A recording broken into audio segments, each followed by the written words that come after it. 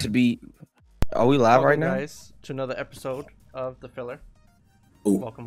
We was talking about that scene in Sausage Party. Yeah, what was it? What was that? That was the last. The what? The what movie? Sausage Yeah, you know what? It was. Now I remember that. I remember that. You know what I'm talking about. The world that I walk into. You remember the one with the Panera Bread and the falafel and the. I'm with it. It went where? That was a great show, and I'll see you all next week. You can see me on twitch.tv/Maru. Welcome everybody to another episode of The Filler. We got an amazing episode today with some amazing creators. We'll be talking about mental health, streaming, and some Destiny, some good old Destiny. My name is MARU. I'm your host here of The Filler. I have my co-host here with me, the amazing NOGI. Yeah. Oh, it's me. What's going on, y'all? It's your boy NOGI. You already know the deal. Obviously we have some returning faces here today, except for two new ones, Clutch and Crystal, who are hiding their ever so lovely faces. So I'm usually, I as you guys already know, I usually hand out a personal introduction between everyone, but since we have returning faces such as Physics, such as Amaze, I think Amaze, this is your first time on the show. This is my first time, brother. Yes, sir. We're not going to slide off of you. We're not going to do that. We're gonna introduce the first new members, and then we're going to go to our returning members, and then we're going to continue on into what it is that I have to say before we start the show. So Amaze, please introduce yourself. Let everybody know what you're about. Everybody know what you do, and if you have something to promote, by all means, go for it. Yo, I'm glad you said that. Filler, ladies and gentlemen, welcome. Hello, my name is Amaze, known as the Hype Man on Twitch, your uplifting and motivator on Twitter, and also known as the Hype Man, KRYSTAL gaming all over Twitch and showing love and, uplifting and making sure that everybody's in the right places to be. And what I do, man, is I do a lot of a little bit of vibecast and a little bit of entertainment, man. And I like to uplift and motivate, keep positivity, keep the balance between, toxic and all of that. Try to keep everybody's minds focused in this COVID situation, man. And yeah, blessed to be here, man. Projects coming up for me. I do have a huge news announcement I can't speak of, but I keep everybody guessing that situation. So Filler, Mr. NOGI, MARU, thank you so much for having me on here. I can't wait to get this started. Absolutely, man. Absolutely. It's always an honor, and your energy is definitely going to fill the room. I will 100% say that for sure. Next, we have... I blame Crystal. Next, the very, very next guest that we have here is a very good friend of ours, a very long returning friend, Clutch. Introduce yourself, brother. Let everybody know what's up, everybody. My name is Mr. Clutch. I'm right now currently streaming on Twitch almost every single day as much as I can. Recently just opened up my own gaming and streaming content team called Offworld. Been really trying to put a lot of effort into that and growing that and helping very not known people get out there in the world in gaming and make me new friends and grow their channels. And that's really about it. Just, trying to make new friends every day and then enjoy my life gaming and streaming. And I'm really happy to be here. Nice. Thank you for coming here. And I'm not sure, Mario. I think he was a quick pickup. Like he was someone that you had originally wanted on the show, or he was someone Clutch actually messaged me a couple days ago. I'm the worst when it comes to Instagram messages. I see them and I just always forget to respond. Right. So yeah, he was. I talked to him yesterday actually, so that's why we got him on last minute. Cool. Yes, sir. Cool. Okay, that's perfect. And next we have FPS Crystal, who is very much my co-team member, who I have to like. Wow. Yeah. I still hate you. Sorry, I just had to readjust my mic. So with Crystal, please introduce yourself. Who's that? Hello? Mom? Hello. Hi. Who's that? Was that me? My audio? Who was that? Oh.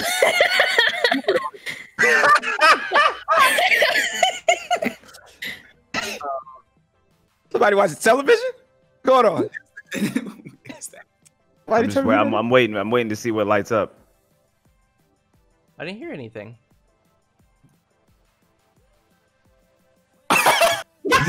I don't even know, man. Kind of sketched out a little bit right now. Yo, I'm not crazy. Anyway. Tell you. I ain't tripping, am I? I swear I heard something. Nah, Yeah. I heard some shit. Listen, Crystal, please introduce yourself. Let everybody know what you're about. Well, hello. My name's Crystal. I'm a full-time Twitch streamer, and I dedicate basically my. I can hear it again. Sorry. Tripping me out. I basically dedicate my time on Twitch just to making somebody smile. So, and that's it, really. Cool. And then, of course, we're going to not ignore and leave out our returning members, who I humbly appreciate. Let's start off with my man Physics, who is unveiling his gorgeous hair to me. Oh my goodness, yo, chill. You don't let me blush, bro. Nah, bro. Go ahead, brush. Let me see it. Nah, go ahead. Introduce yourself, man. Let everybody know what you're about for the people who don't know who you are. And let us know if you have anything that you're working on, anything that you guys are going on. Chip, that was not a word. Got it. You got it. Do you, bro? I think your mic popped out. What's going on? Uh-oh. What is happening? He's in the waiting room. All right, here we go. I don't know what just happened, bro. I'm telling you, fucked me up. As soon as you started talking about my hair, bro, my shit just disconnected the fuck up. Hey, man, it's the optics, Is that what it is? I'm telling you, man, you fucked me up. You fucked up my whole setup with that shit. Oh, man. Oh, boy. Yo, my name is Physics, aka Tony. You can find me at twitch.tv/ILLPHYSICS, or quite frequently and probably a bit too much on twitter.com/ILLPHYSICS as well. I also stream full-time on Twitch, mainly Destiny 2.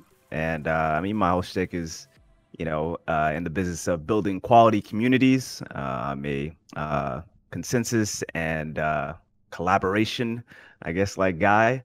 And so I really just enjoy building communities, living and breathing within communities, uplifting folks, leadership through positive and substantial thought. We just have a good time out there. I'm mainly a PvP guy. I'm probably gonna get my head taken off by Crystal, but I try my best. And yeah, that's me. That's me. So It's a pleasure to be here as usual. So thank you very much to both of you. Fantastic. Thank you again for coming and returning to the show. I know that we're a bit of a handful, so I appreciate you for coming back, man. And last but not least, my heart, Addie, such a sweet individual, such a sweet person. Yes. I appreciate you every. Oh Jesus, the screws, the bolts. Please introduce yourself. Let everybody know who you are, what you do, and everything, and so on and so forth. I'm Addie. Robotic Addie, but everybody calls me Addie because it's easier. I do PvE content in Destiny 2. I'm not a huge PvP. I can hold my own kind of, but I don't play PvP mainly. I'm a helper. I help, I teach, take people through things that they can't get done without a fire team. And just try to have fun and try and create that safe space for everybody to feel like they can just come in and chill and they don't there's no expectations of them or anything like that. So yeah, that's me. I just play video games and have fun. Fantastic. Let's go, Addie. Let's go. Let's go, Maze. Let's go. So, as you guys know, we have, as you guys know, we have a fantastic group of amazing people, amazing creators, and amazing individuals on and off camera. Ultimately, I know that we have an original format dedicated to how we usually run things, but today I decided to switch it up. I didn't tell anybody about this, but I've been meditating on the format in terms of how to start off this conversation. And the way that I went to start off this this very serious and very intimate topic is, of course, by expressing, which I'm very aware that all of us have stories. I'm very aware that everybody has stories from their past, stories from their particular situations that have been traumatizing or affecting in terms of mental stabilization that can result in mental instability. So the way that I wanted to conduct this is give, I mean, Amaze was in a channel of mine's recently to where he caught a small portion of my my struggle. Ended too early, man. Ended too early. He was there where I was discussing a portion of my mental struggle and how it connected with streaming. So I thought that right now would be a good opportunity to reiterate on that topic and kind of open up the floodgates so that everybody who may or may not be comfortable sharing their story can in fact feel more comfortable sharing their story, because I know how hard it is to become vulnerable in this sense. But unfortunately, in order to create an opportunity, for healing, you have to go back and uproot the things that were causing you trauma and the things that were causing you harm, so that you can organize it, address it, overcome it, or learn to live with it. Because as we all know, some things you just can't get rid of. Yeah. So Maru, I noticed you usually have a format. We're definitely going to get to your original questions. And I'm not going to ignore that. That's just something that's ultimately what we're immediately going to dive into after I share this piece. But again, I wanted to create the opportunity of space of vulnerability by being the first to become vulnerable in front of not only you guys, but in front of everybody else who is watching. So that's my intention. That's my goal. It's not to overshadow. It's not to throw anything off. That's the goal. That's the intention. And of course, it's not to publicize me. It's not to put me on any type of pedestal. In fact, this is like kind of difficult for me because I'm pretty sure some of you know I personally am not streaming right now. And these are the reasons why. The main reason why I took a hiatus from streaming recently is because my severe declining in my mental health. I contemplated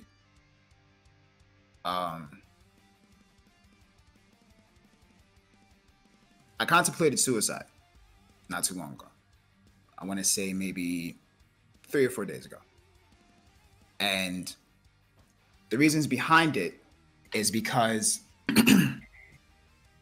it's a very long and important part of my life that has been a consistent traumatic experience that I have never truly been able to deal with. I'm 27 years old, and for the very first time in my entire life, I'm in a space where no one can really control my environment. And what that means is that for the entire portion of my life up until recently, I had no control. I had no control where I lived. I had no control where I slept. I had no control what I ate. I had no control of the money that I made. It was always calculated and consumed by somebody else. Both my parents were abusive and had problems with drugs and alcohol. I was molested by my sibling at a very young age. I was homeless. I told Amaze this, he was in the stream when I was saying that. I was homeless 3 times before I was 22 years old. I was left back in the 8th grade because of a choice that my father decided to make because of his anger. And I am also a high school dropout that eventually got his GED because of one of the situations in which I was homeless. I eventually got my high school equivalency because they don't call it GED anymore. So streaming is really kind of a safe zone for me because I built it from nothing and it held a sort of importance to me because the Nogi name is a name that's respected. But Clifton was never respected. He was never taken care of. He was never appreciated. He was never shown affection. He was never... Nobody gave a fuck. Nobody gave a fuck. That's the reality. there was a point in time to where I remember being, and this is when my father was in his deepest, darkest times. There was a point in time to where the last time that I was homeless, my father called me, and I'm not saying this to put any badness on my father. I'm not throwing dirt on his name. I love my father, and me and him are in a very good space now. We've overcome that situation, and we're better. So please don't take this as me throwing dirt on his name. But that's exactly what this has to do with it. There's a point in time where I was homeless, and I had I called my dad. This was in the middle of the winter, and it was like 10 o'clock at night. I want to say this was in Brooklyn, I think on Utica Avenue. And I called my dad in the heat of winter, cold, Saturday evening, and I asked him, begging him, can I just, I'll sleep on the floor. Just, I don't want to sleep outside again. And his response to me was, take a train, the A train, from Utica Avenue all the way to the last stop. And for those of you who don't know New York, the last stop on the A train is relatively close, walking distance, I want to say, to the airport. And my father told me to sleep in the airport lobby because they don't bother people there. And that was a turning point in my head to where I truly started to realize how disposable I was to people and how expendable I was to people. The reasons why all of this has a lot to do with the topic that we're talking about is because we were discussing mental health and what it equates in terms of streaming. So I say all of those things, which I'm pretty sure is very heavy for some of you, and I'm pretty sure some of you have no idea, which is fine. It's none of your fucking business in the first place, but it's not your fault that you don't know. I'm expressing this because it's pertaining to the topic. Streaming was the best thing that has ever happened to me because it gave me a sense of purpose and made me feel somewhat worth something. I felt like my creations and what I attempted to do and my energy that I gave to people and so on and so forth, I felt like that was something that was meaningful to people. It affected people personally, and I saw that individually in certain things, and I saw that I was helping people. But the problem with that is there was no indication of me actually healing within my own core. I was focusing solely on the growth of the content that I started to equate my value to the content. And that's a lot of them. That's the major problem that a lot of people tend to make, which is why we tell people it's kind of a cover up. But the reasons why we tell people don't focus on numbers is because people easily indicate their value to the channel as a human being. So if you're streaming and you may have bomb ass content, but if you see 3 people, you immediately turn your stream off. Why? Because you start to devalue yourself mentally and it breaks you down. That's why people quit fast. That's why people back out fast. That's why people don't pursue it after a while, because they don't see traction or they don't see growth. And that was I've been streaming for 5, 6, maybe 7 years now. And only up until recently, I want to say about 4 months ago, I stopped caring. As a matter of fact, that's a lie. The moment Mixer dropped us as partners was when I stopped. Because I stopped caring. I stopped caring. Why? Because everything up until that point, I had put everything into my channel, and I have also lost everything. I said this on the NOGI project in episode 1. I gave everything. I sacrificed everything. I sacrificed the woman that I loved, my friends, my family. And when I say family, I'm not talking about my blood family. I'm talking about the family that adopted me as their own. I sacrificed all of them to grow my channel, and they understood. They let me rock. But as you see, I have my channel. I don't have partnership, and I don't have the people that I was originally growing with.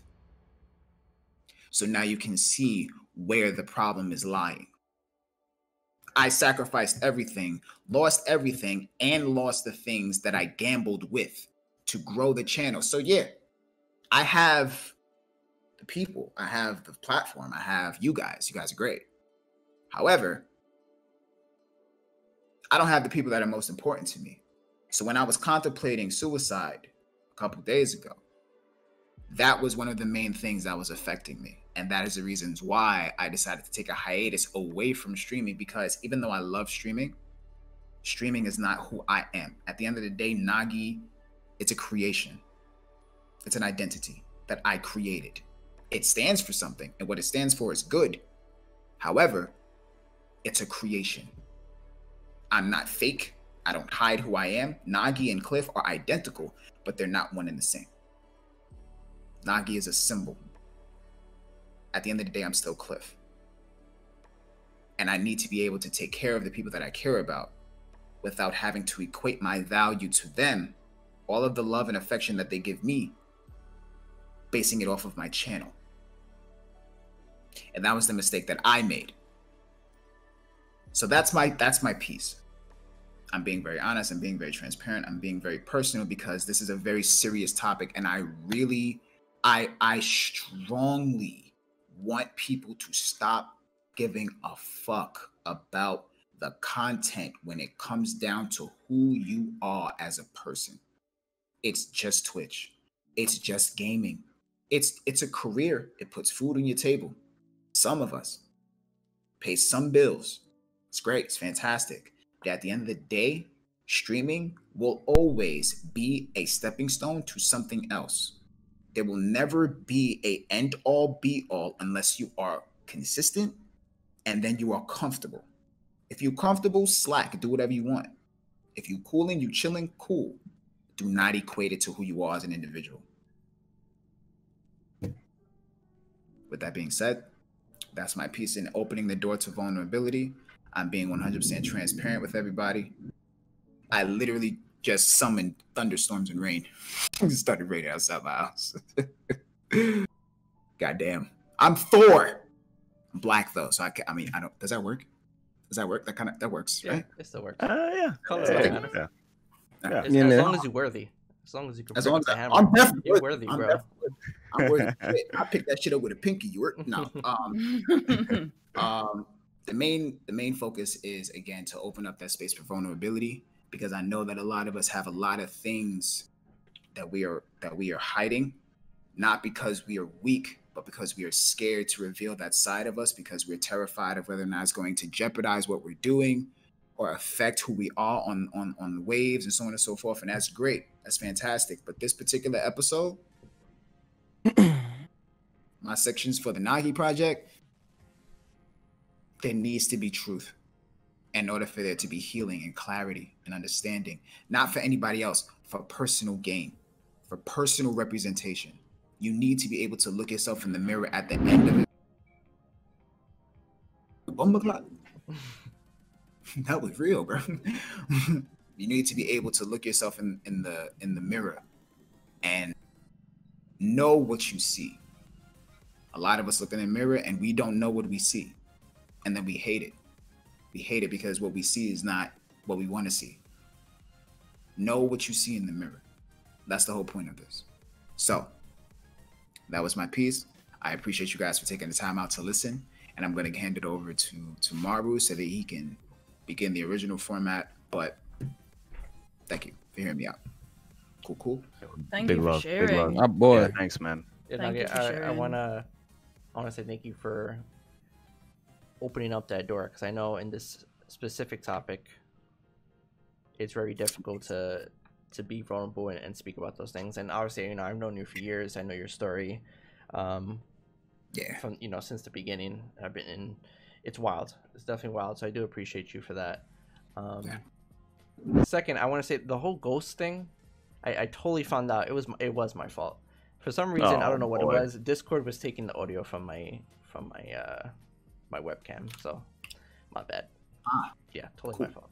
But yeah, Nagi, what you said, just to summarize one point, with Twitch and streaming and just like the culture in general in life, is that the culture we live in right now, it's difficult to be happy in, because personal validations are all based on the likes. It's all based on the views.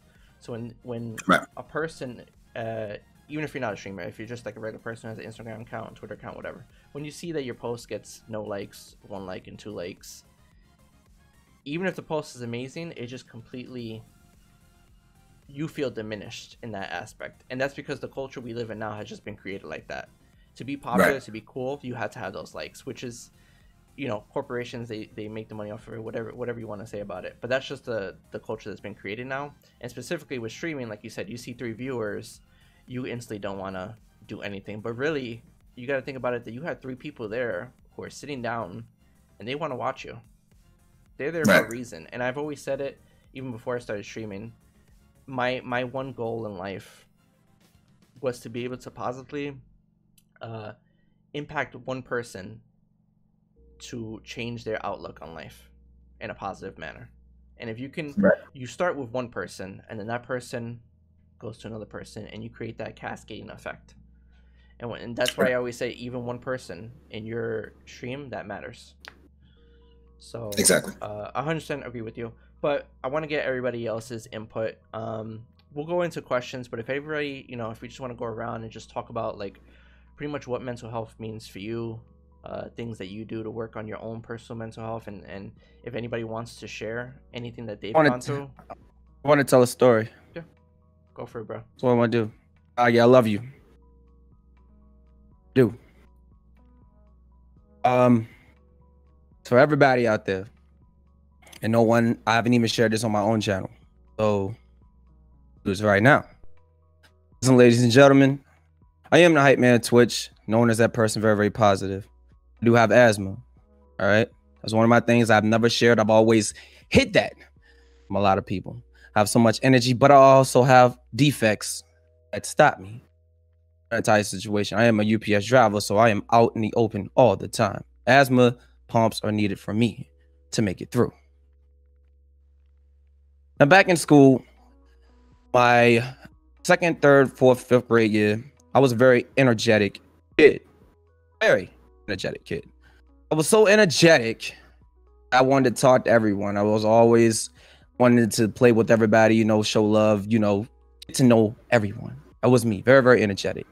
But I was having a hard intentions and paying attention in school. That was the realest thing for me, because I didn't pay attention enough in school because I always wanted to talk to somebody in class. And energetic was so high that they had to put me on Ritalin, which took my energetic and me being me into this person that was just very, very quiet and open up and speak, very focused, not talking anymore. And everybody would ask me, "You okay?" Not the same person you were. This went all the way into middle school. I wasn't as smart as everybody else, and I'm a twin. My brother was a smart one. I was the one that just wasn't on the highest levels of education and understanding. I was in special ed. I was special ed all the way up into middle school, all the way pushed into my 9th grade year of high school. Special ed because I couldn't understand some of the things that were being said versus everyone else. So words that were being used nowadays sometimes do affect. I don't let it affect me to a certain degree where I want to end. Almost died in middle school because of asthma. I decided one day that I felt like asthma pump wasn't needed. And so many people were clowning me for having asthma and having an asthma pump, being this whole geek, nerd, this, that, and the third. Okay. So I decided I wanted to try to take one day, be popular, and try to go without my asthma pump. Regret that. Around 4 o'clock p.m. Eastern Standard Time, middle school grade year. Summertime, close to summertime. Spring, very, very bad for me. Pollen, very, very bad for me. I was having trouble breathing. And the energy I had at that particular point was dying out of me. Whatever energy I had left. I couldn't breathe. I didn't want to tell anybody in my class. I just stayed quiet. Stay quiet for the longest. At that point in time, it was lunchtime. I didn't move from the table. Class. Stayed there. Was losing focus in my arms. Was losing my voice. See my eyes getting weaker. My teacher noticed that I was still sitting in class.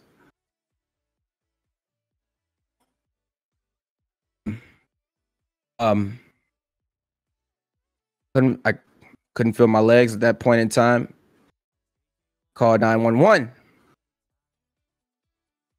My father rushed. My father was a very strong individual on me. Bought all of my medicine for me, everything. People came from lunch, came back, and were in tears. I wasn't breathing at that point. I was pretty much gone. For a couple of minutes, I came back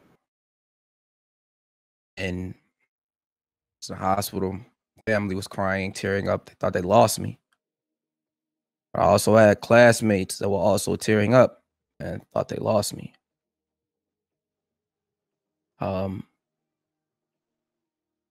That point on in, man, I came back the next day. I got so much love. So much love from all my classmates. Just happy seeing me there the next day. So many people were praying for me. You know, me being in special ed, being around like 6, 7 people, education-wise, and not being able to comprehend like a lot of other people. That lived with me for a long period of time. So using these bad words to drop me down, such as, and you're dumb, and this, that, and the third. Hearing those words always takes me back into those days.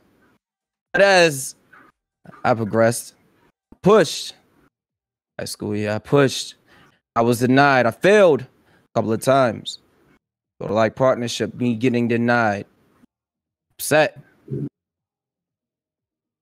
But I think about what I would do back in high school.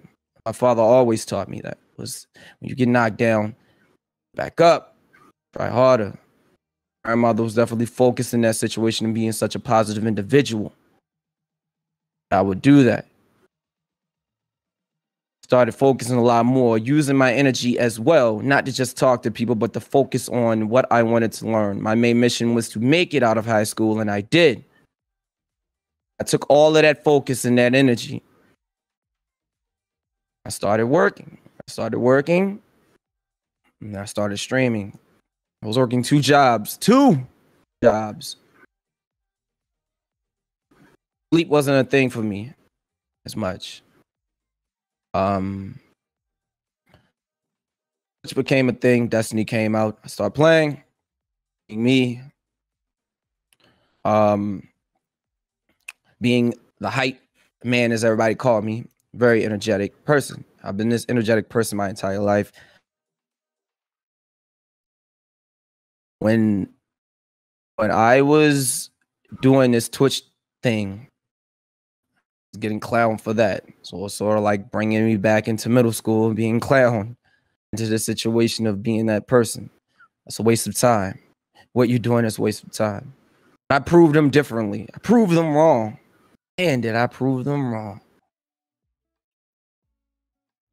I touched a lot of hearts. So started adding freestyles, things I've been doing with asthma involved. Yeah. And I did my thing. It showed. 4 viewers, 5 viewers, didn't care. It just kept rising on its own. Being a hype person. And there were days that I just didn't have that energy, but I kept striving through. The day that I was making it up there to the top, and my son was a thing. Almost lost him too. Showed me my son not breathing on that day. The only thing I could think of was my son. Only thing I could think of was myself when I saw my son. So every day I tell everybody I do this for my son. You'll never understand. I struggle. I lost almost everything from practically just my mother taking everything from me. All I was left with was a TV, my laptop, and my game. So I had to make a GoFundMe. A lot of people from the Destiny community helped me get back on my feet.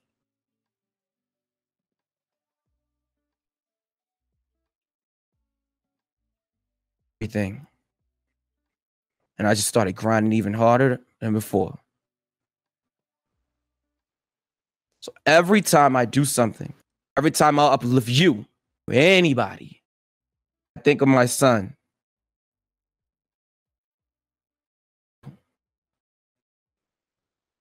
The defects that he has is him being able to respond like other babies do. It just probably comes from my side, which I was told by my wife. Probably is. Me being in special ed, harder to comprehend on things. My main mission now is everything I do for him. Everything I do for him. So all of this energy that you see from me that I still have every day, like my son. That's the only thing I see. The only thing that keeps me striving and keeps me pushing. Not just my community, my son. I made the home of vibes a place for everybody because I've been in situations where disrespect was the strongest thing. People hating on me. The hardest thing. Thinking you know me. You don't know me. You don't. Judge a book by its cover. You know anything about me. Always about the person that respects each and every individual, no matter the case. Grandma taught me the strongest things is showing love to the negative. Even if it's a negative enough to hurt you, you hit them strongly back with some positivity. Bless. Home of vibes. I made that. I made that into something strong. I did. Ain't afraid. Vibes a place of balance, peace, love. Sit back, relax, enjoy yourself. Show love to each other. Stop being scared to talk to each other. I made that. Because in my day, I didn't have that. So I took what I didn't have and made it something that I dreamed of. I'm happy of that. So thank my son for something like that. Thank my son for me being the strongest person that you believe in. Thank my son for all this energy that I give to y'all each and every day. Bless. That's my story. You don't know me. I appreciate you, man. I appreciate you. Thank you for sharing. Wow. Is anybody else who wants to share a personal story, or again what mental health means for them if they don't feel comfortable in sharing a story? I mean, I can share mine. I got one too. Yeah. Whoever wants to go first. You go, Clutch. So back in 2014, I started 2 weeks into freshman year in high school. For a brand new school, met a lot of new friends. Sat at a lunch table with a bunch of new guys, and I was meeting a lot of people. The second week, I came home from school. I was walking home from the bus, and I got hit by a car when I was younger, and I flew over the hood, hit the ground, landed on my head, bounced again, shattered my entire skull, had bleeding from the brain into my eyes and everything, broken collarbone, several broken bones. I was laying there bleeding out on the road, man, and my mom and dad came over.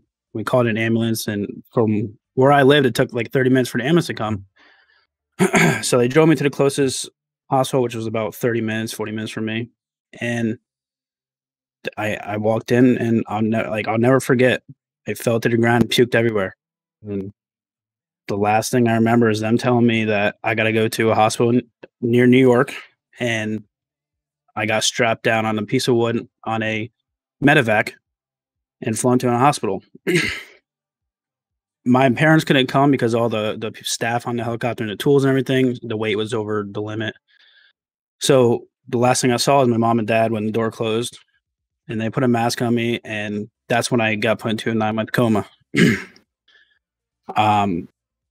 I woke up, my waist down to my feet was paralyzed. I didn't know who I was. I had no clue where I was at all. And I saw my mom and dad standing there because they were coming every night after work to see how I was doing for 9 months. And it was weird seeing them after, the 2 weeks after I got my memory back and I finally knew who they were. It's been a struggle every day. Now I'm 20. I was 14 when that happened. It still is a struggle every single day. School was terrible. I missed most of my freshman year. I had to do basically my freshman year 3 months over the summer and getting passed through, going back to school, no one knowing who you were. People thought you were dead. Not being able to do any sports because my balance was gone. I get headaches every single day. I go 24 hours a day now with migraines, and it really sucks. My sleep's messed up. I recently just was in the hospital. If you guys know who I am, I was recently in the hospital because I went 13 days without sleep because that's how my brain works now. During my coma, my only grandfather, my first dog, and my best friend passed away. And not being there was very hard, man. And I cope with that every single day. I think about it, and I'm haunted from not being there for their goodbyes. And it bothers me every single day. Through sophomore, junior year, senior year, it was a struggle, man. And, I'll say it, but suicide ran through my mind every single day, man. And my head was in a dark place all the time. And I struggled with it every day. I felt like everything I did, there was a wall put up in front of me. I was in a maze and a race against myself. And Cliff, actually, I knew since like 2015. And, he's always been there for me. He still has. And same with Mikowski. Those two got me into streaming. And I started doing that. And that's what really got me to keep my mental health a little bit under control. But then I started realizing that I was putting a fake face on for people to watch me. And I didn't like that at all. And, when you're 15, you don't want to go to places. I went to 130 different doctors for checkouts and everything to see how I was doing. I didn't like doing that. And my mental health was really bad. And I always say a loss to your mind is a loss to yourself, lost to the world. And that's how I felt. I felt like I was lost to the world and I had no way out except death. But I realized, man, I got a second life to find my purpose and why I belong here for, And it's hard to get through every single day, but I keep pushing myself. I keep finding a reason why I'm here and what I'm supposed to be doing with my life. And it keeps me going. Everything you do in your life, you got to make that jump, even though you don't know where you're going to land. It's a hard thing to say, but you got to do it. And holding stuff in is the worst thing you can do because all it's going to do is eat at you every day. And I know it's hard to say this, but you got to talk to people, man. I know it's hard to trust anybody nowadays, IRL and online. I went to a doctor 2 times a week for 3 months and talked to a guy. I cried to him. I laid out my life to him, and he talked back to me. And having that person talk to you and you laying everything out on the table, it just took away all that pain that's been building up for years and years and years. And you felt free. I felt like I was out of the cage finally, and my soul was lifted from someone. But again, I still struggle every single day. And it's just, I just want people to always know that, like, no matter how deep you are in your life and how, far away you feel from life and how low your mind is, there's always a reason why you're here. There's, taking your life is not the way to go. You're here for a purpose to invent something, to be a millionaire, be someone on TV, an actor, something. You know, you just got to find it. It just takes time. You're not going to find it in 2 days or 6 hours. It's, you know, you got to put your life into every single thing you do. Yeah, you're going to be sacrificing things to get to that goal. That's how life is, man. You know, for some people that know me, I put everything into my streaming stuff. I went 400 days straight with streaming for 10, 12 hours with just Nightbot in chat with me or no one there at all, you know? But I keep my mind going. I'm doing this for a reason because I want to go somewhere. It's my goal. I want to hit that goal, you know? And then I started my company called Offworld, and I put hours in that every single day. I, you know, picked up guys that I saw that had talent that were small, you know? I didn't want them to lose that talent because I know how people are. They get one viewer, like Cliff said, they want to quit. Don't waste your talent at all. That's why some of these guys I picked up still get 3 to 4 viewers. But I motivate them because I don't want them to waste that talent and go down the wrong road. I want you guys to keep up with it always. And that's how I am. I follow freaking 1,300 people on Twitch because I want to support everyone as much as I can. I support everyone, whoever you are. You know, if you ever need anything, message me wherever. I'm always ears. You know, I have people come in my chat and talk about suicide. I'll stop playing my game and sit there for 2 hours and vent to you. Even if I cry on stream and you can't see it, I feel the pain that you go through because I've been through that my entire life. You know, I don't have a bond with my family anymore, really. My brother wishes I did die, you know? The only family I have is the people I met online and the 2 friends I have IRL that I see very rarely, you know? And it sucks, man. It really does. You know, I do have tears in my eyes right now saying it because I have PTSD, and when I talk about this stuff, it really, you know, gets to me. You know, I have no more sense of smell. I can't go outside anymore without wearing a pair of glasses. I can't go anywhere loud. My head would like kill me. I've been on medicines, you know. I have many reasons on why I should shut down in life. But when you have people there for you or someone to talk to and you get that pain out and let your soul free, I promise you feel alive. I know people don't like talking. It's hard to trust anybody anymore in 2020. But find a doctor, please. If you have something going on, go and talk because, like I said, the more that is stuck inside you, the more you're going to feel yourself fighting against yourself and not wanting to be here. But that's how life is, man. Like I said, you're all here for a purpose. You got to find it. You got to take that jump. You don't know where you're landing, but you're going to land somewhere better than you were before. There's dreams that are out there. There's dreams for you to chase. You got to get up and do them, man. You can't give up on yourself. You know, I've seen people kill themselves at 14 or before they're 20. And all it did was leave more people in pain. It didn't prove anything. Doesn't do anything for this world. Just leaves sadness and pain in people's hearts. You know, pain that could have been relieved by talking to someone and getting stuff out, you know? I know, like, I'm young and stuff, and I'm talking about this stuff, but I've been through it. I deal with it every single day. I've been doing it for 6, 7 years.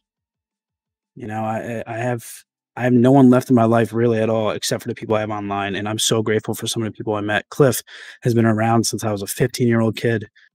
He's the reason why I hit that go live button sometimes. You know, I worked with him on his channel when I used to do a little bit of music stuff. Cliff gave me an opportunity, a chance. You know, I'll never forget when I did my first project and I saw this man tear up for what I showed him. And, you know, that just lifted my heart. And, you know, the worst thing you can do is leave your soul and your mind in jail. There's always a way out. Life gives you that get out of jail free card. You just got to find it. Got to give yourself that purpose, man. But that's basically my story. I've been through hell, but I promise to everyone, I'll never give up. I always find my way out. There's nothing, no matter how many walls get put in front of me, I'll break them down. I'll never run out of ammo with, you know, the motivation I have and the love from the community and everything. You know, you guys are the reason why I'm here, the reason why I stay alive. And I just been thankful for everybody, man. You guys all mean the world to me. And just never give up. And like I said, if you guys ever need anything, you can message me on Instagram, Twitter, anything. I'll always be there for everybody. I will take time out of my day to be there for you and save you from the pain. Make sure you are healthy. You know, mental health is not it takes over the world now. It's It's the worst enemy in the world. It's hard to get rid of. You just got to find that purpose in life. You get to that purpose and you will escape it. It will stay by you, but you're not going to be in that dark path anymore. You're not going to be in that hole where you feel alone and trapped. No, but that's my story. I'm sorry for choking up a little bit. It's Oh no, you're good, man. No apologies necessary. Yeah, agreed. something I hide, but I appreciate I you. just- I appreciate you sharing, man. That's a really good example too, Clutch. Like seriously, like really good example of how hardship, builds the richest character, man. Like really appreciate you being here. Really appreciate you being here. I think you've made a lot of friends today, and we really just appreciate you being in this community. But everybody, make sure too you go follow Mr. Clutch on Twitch. He is 83 followers away from 1,000, and I think that's well worth it right there. I wouldn't go and click. I clicked everything I could find from this man. I clicked everything follow. So appreciate you guys. It means the world to me. It really does. we appreciate you, man. You're the type of people we really do need in this community. So keep it up. And if you need anything, like I said, you made a lot of friends here today, man. You made a lot of friends here. So be blessed, fam. Thank you, man. I truly appreciate it. Thank you for that, guys. Addie? So, I'm gonna apologize in advance. Again, no apologies necessary. This is a free, safe space for you guys to vent, talk, whatever it is you guys need. And hopefully, I hope these conversations help out everybody else in chat and obviously in this format. I'm not being silent because I'm ignoring you guys. I'm being silent because I'm internalizing all of these stories because I'm really gonna let you go at it. I promise. You're helping someone by being vulnerable. You really are. I thank all of you guys for sharing yourselves. I do. Go ahead, Eddie. I'm listening. We're listening.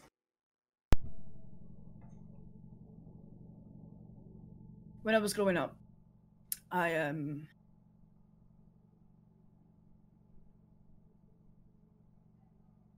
didn't really have a healthy relationship with my mother. She was a single parent at the time. She was really rather young as well, and she came from, her mother was quite abusive to her. So this circle kind of carried on. So during my teenage years, you know how it is, you rebel and all that kind of stuff. My mother remarried and married someone, and he was a bastard. And so he would twist things, so my mother and I's relationship got even worse.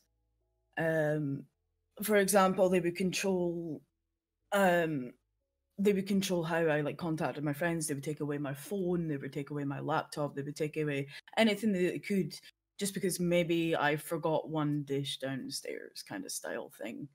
When I was 16, at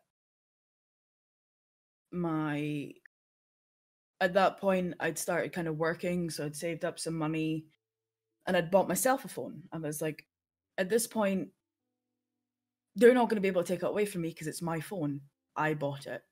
And they tried to. And so at that point, that's when I lost my temper and I told them to basically fuck off and everything like that. And that was the last time I properly lived with my mother. I got kicked out that night with nothing but the clothes on me. And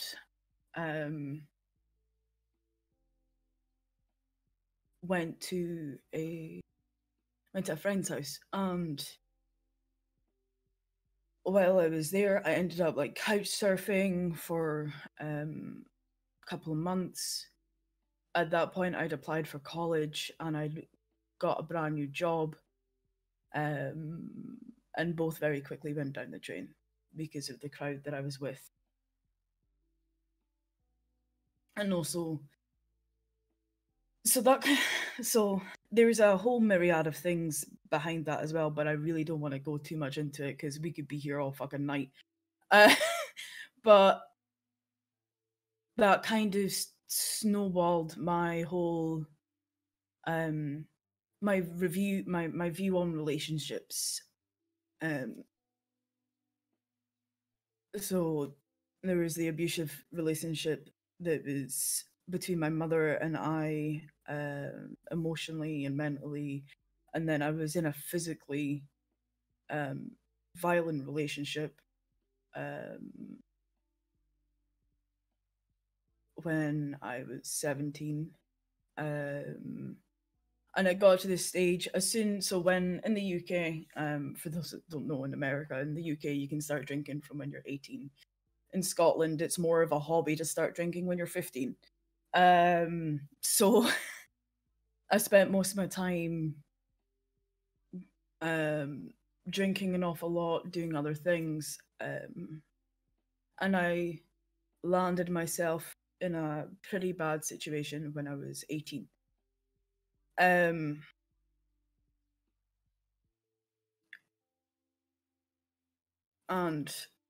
the consequences of that, I had been depressed and suicidal in my mid-teens. And,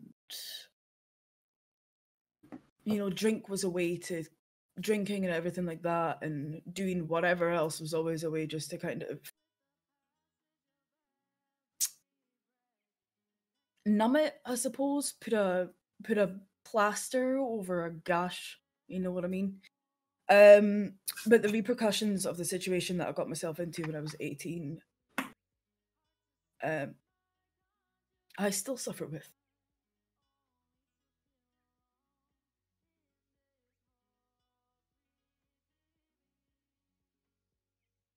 Take your time, Eddie.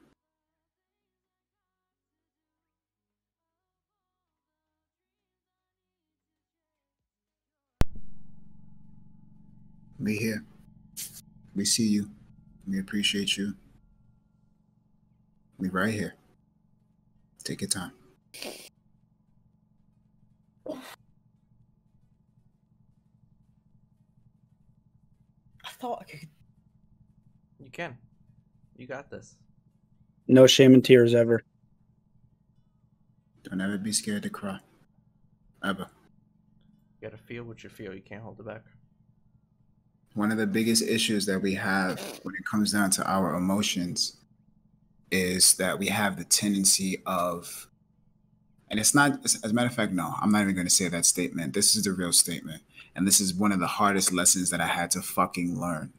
Our generation, the 90s babies, the people who come from the parents and the guardians of real hardship taught us this returning cycle of endurance. They built us up to endure. But the problem with that is that there was never no advocate. There was no muse. There was no mentor or teacher or sensei or guru. There was nothing there to explain or teach us healing. And you have to understand the history that comes from it, because you come from people of all different heritages. You got my people, Black people, who are dealing with slavery and then dealing with social injustice. And then you got MARU and Addy and Clutch, who all have backgrounds that are dealing with things, if not similar, significantly similar. If not identical, they have similarities. It may not be something as racism, but it definitely has to do with the fact that Addie was thrown out as a young girl by people who she thought was to care about her. I was thrown out by my aunt, my stepmother, and my father. And all three of those situations forced me to endure a life that I should not have endured at the age that I was. I had to become a man at a very early age. My first job was in the 6th grade. And the reason why that was is because I spent years of my life starving. I remember holistically living off of peanut butter to the point to where I could barely eat peanut butter now. I have an entire jar in my cabinet with 1 scoop taken out of because I had 1 peanut butter jelly sandwich 3 months ago. And Addie, I'm not going to take your time. I want to give you the opportunity to catch yourself and, let your emotions go. And you know what I mean?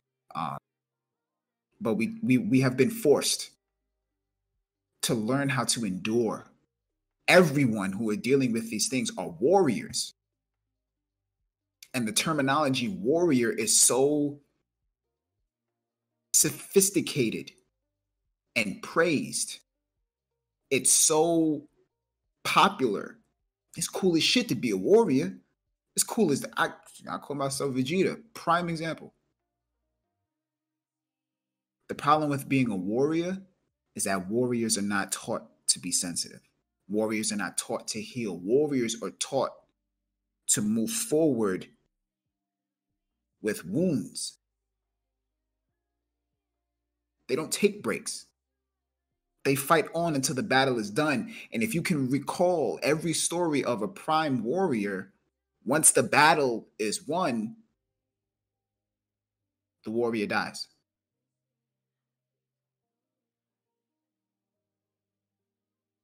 We're taught to endure. That's not healing, and that's not okay. There needs to be a new advocate. There needs to be a shift in the tide in terms of how to actually deal, how to actually endure and survive. Because surviving means that you've healed from your wounds. There's a difference between enduring and having scars. Scars heal, but they produce memories. Memories are learned lessons. Lessons create opportunities for better actions moving forward. And we have to understand that analogy deeply.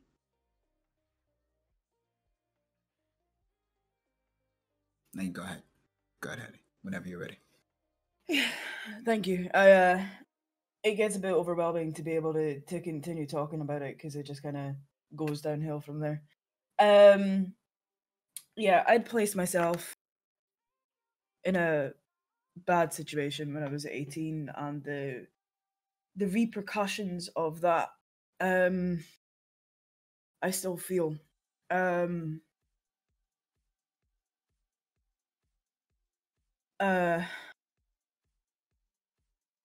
That would open a whole other discussion about reproductive rights.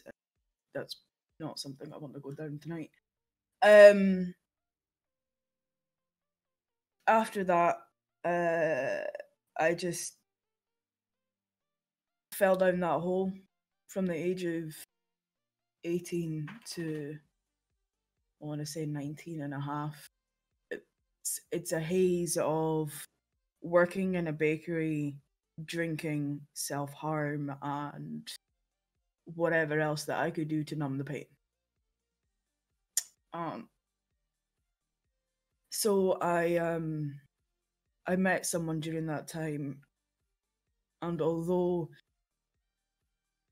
although in the end he broke my heart, I could probably say that I wouldn't be here today now if it wasn't for how much he picked me up. I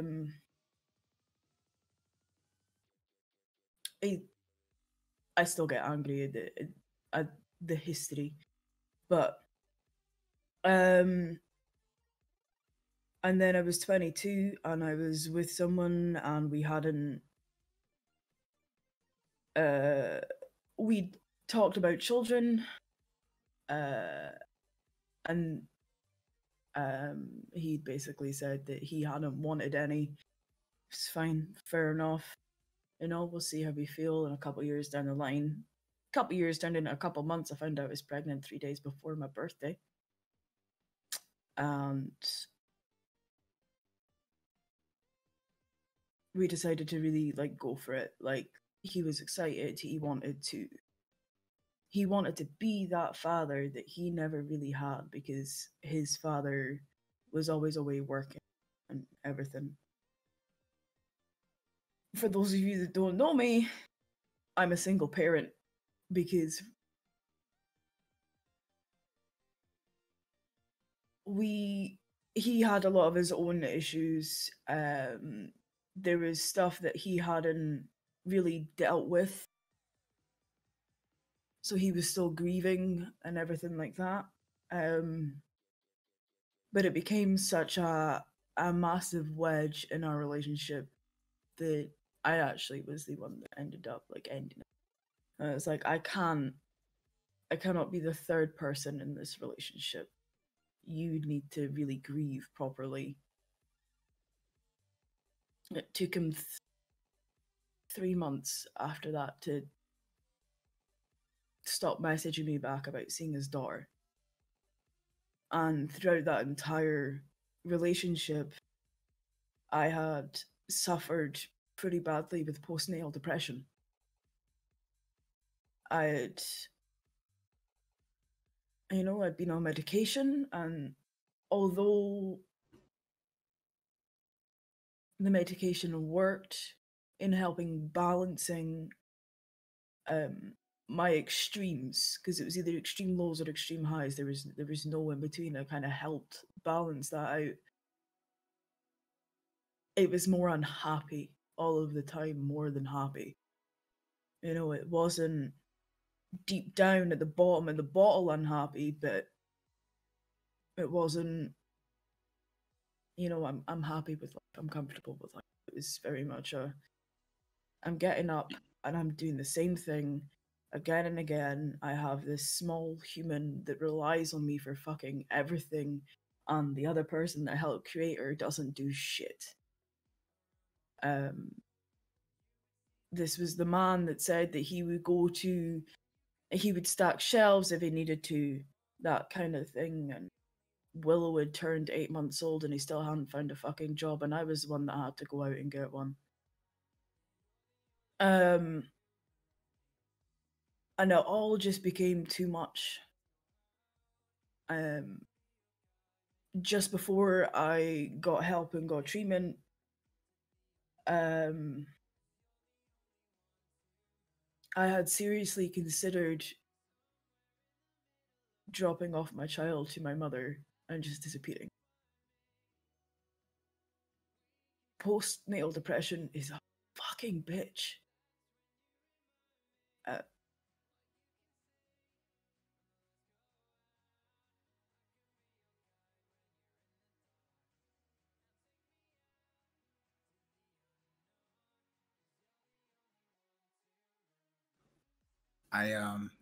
Take your time.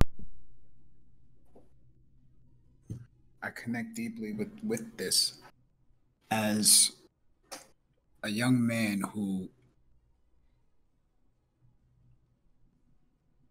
I have 7 siblings. I have, what is it? It's me, Christian.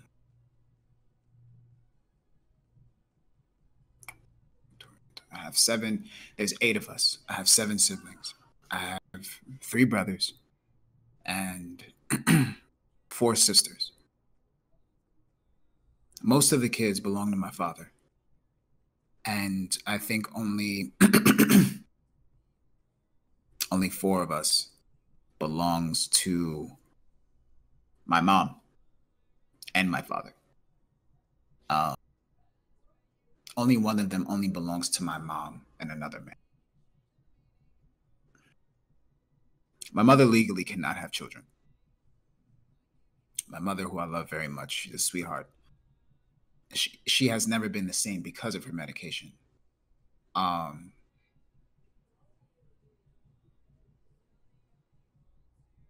For those of you who don't know me, I don't talk to my family. I don't talk to my father much, even though I love him. I don't talk to my mother much, even though I love her. But my uncles, my cousins, on both sides, I'm not in contact with. My grandparents, have passed on. I have one grandfather adopted who is just a family friend. I have an uncle who is also a family friend. But my mother legally cannot have children because when she was in her worst, she abused us severely. Up until the point where my youngest sister was found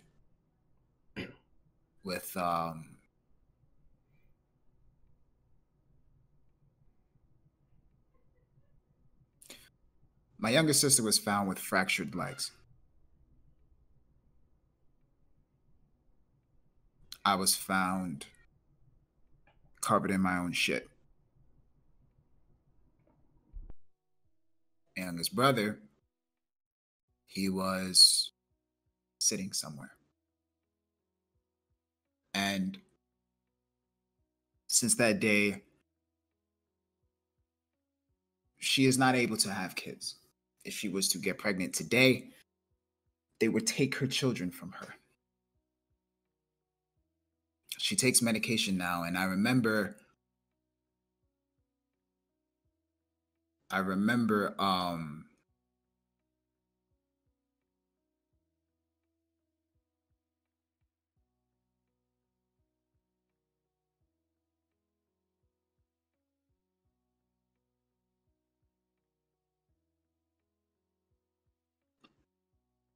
We're here. We got you. I remember seeing my mother after years. And I'll never forget this experience. It was on Broadway Avenue, downtown Manhattan, and 96th Street and Broadway. I haven't seen my mother in years. I was 19 years old. I haven't seen her since I was a child, infant. I was on the phone with her. I was excited. I was overjoyed. I was like, damn, bro, I'm about to see my fucking mom, bro. Like, this is fucking great. This is lit. And I remember the visualization of what my mother used to look like. And I was looking for her in the streets. She told me the corner that she was on. I was on that corner. And when I finally realized who she was, what she looked like, she was not the woman that I remembered. And I remember being in front of her, face to face. I remember being in front of my mother, face to face. We're standing on the phone. And I remember specifically saying to her, "Ma, I'm in front of you." And she looked in my direction, but past me. And that's when I realized that my own mother doesn't know what I look like. I was 19 years old. And I couldn't help but feel crushed by that action, because I was a little boy who was severely abused by my father. Severely. I remember getting beaten until my ears bled. I remember begging my father to come home with food. I remember my father waking me up in the middle of the night, drunk. 3, 4 o'clock in the morning, telling me to sing songs in my underwear. I remember walking in. The way that my apartment complex was when you open up the door, you have The kitchen to your left, you have a living room. Straight ahead was a bedroom, and to the left of that bedroom threshold was the bathroom. And then right next to that bathroom was my room. And I remember coming home one day from school and seeing my father face down on the floor. And I remember standing there in complete silence because I really just wanted to see if his back would expand. Because I didn't fucking know if my dad was dead. Which, obviously, he wasn't. But the reason why, Addie, your statement and your story resonates with me is because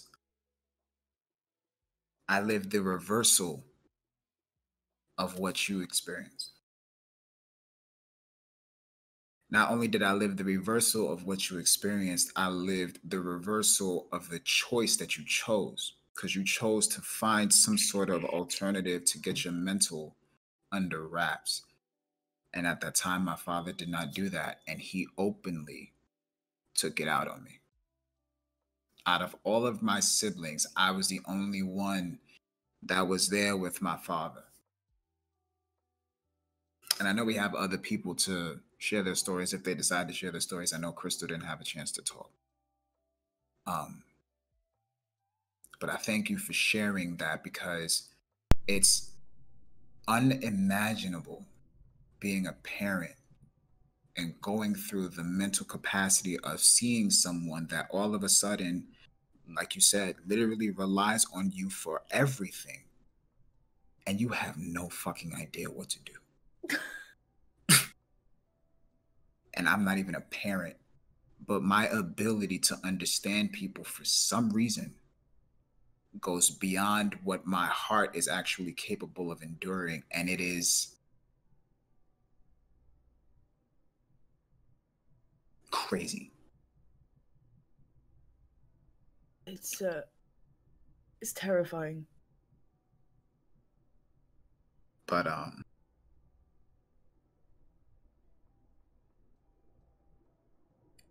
mean, not to cut anybody off here, but Nagi, exactly what you're saying is what people and what this world really needs, and it's empathy.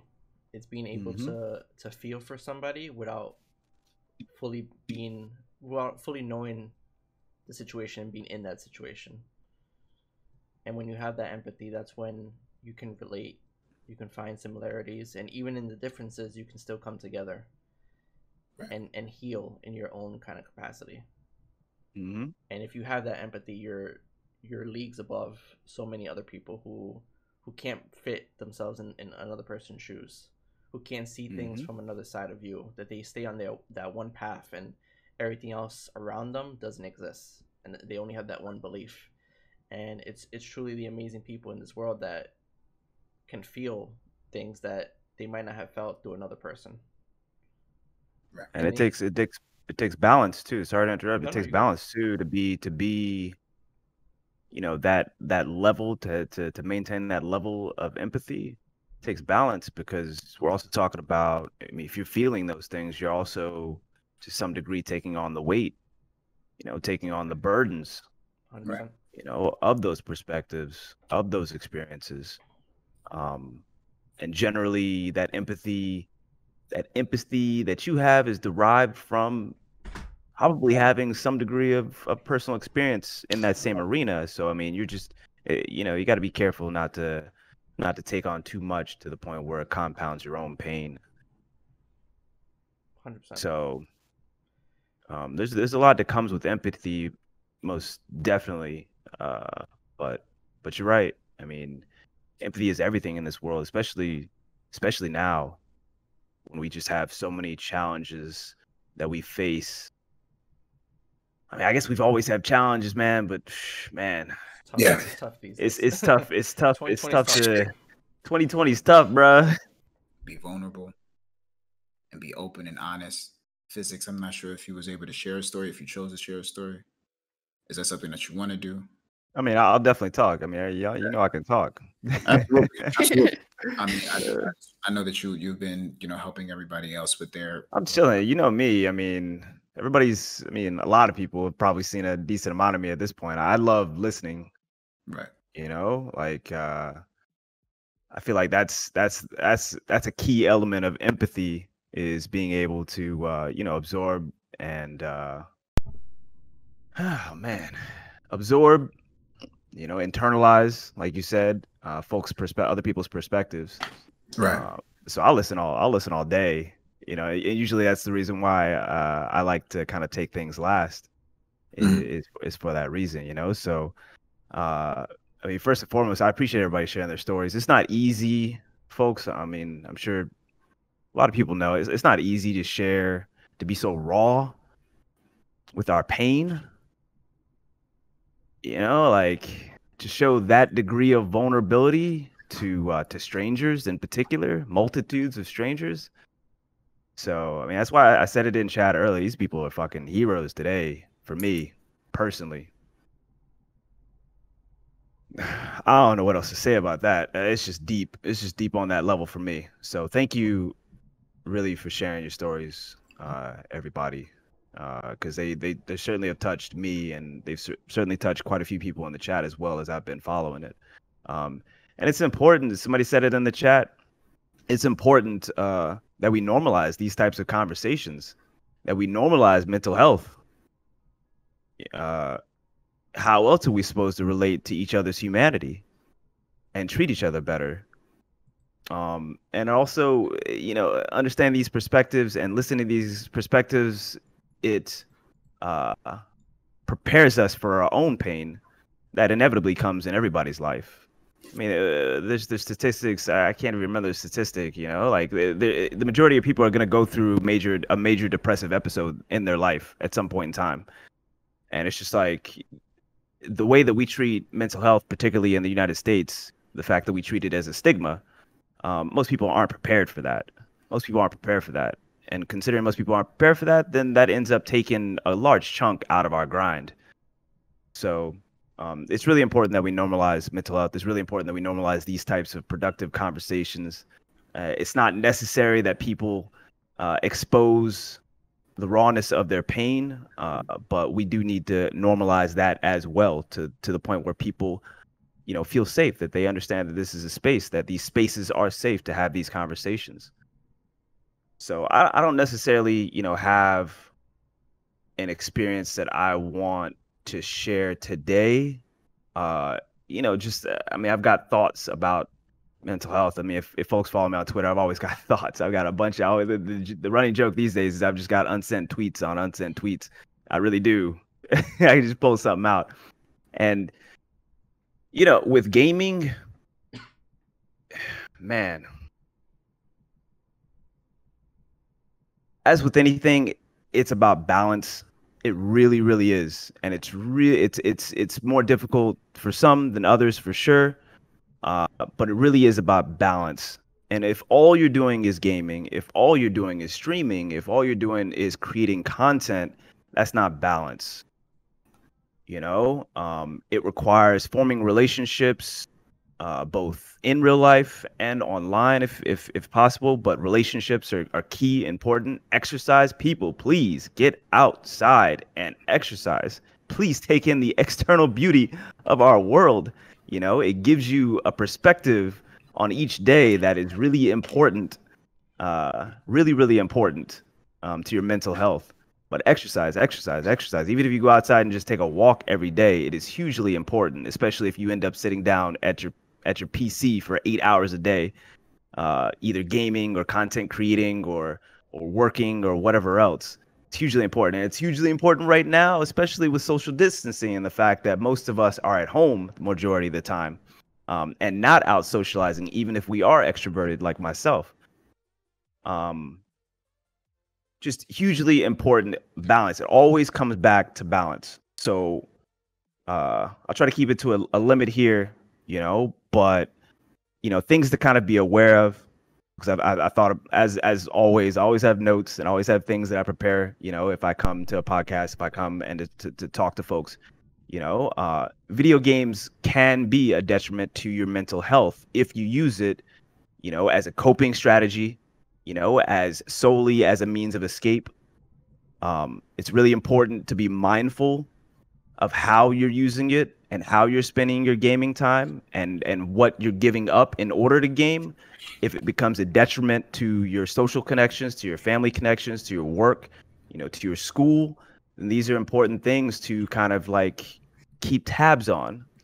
But let's also keep in mind as well, that gaming is really important for a lot of people to combat, social isolation, because we form these relationships online, real relationships. I know everybody here can say that, we have friends online that are as real as anything we have with people that, and a lot of times more so than connections that we've made in real life, so I don't like it when people, when people demonize gaming, particularly when they demonize the social connections that we make online. So let's also just point that out as well.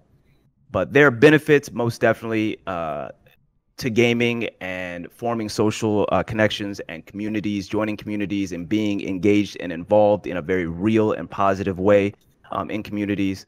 And I've always got to give it up to the Destiny community because, of course, we've got our fringe elements, most definitely. But we have a beautiful community here. We really do.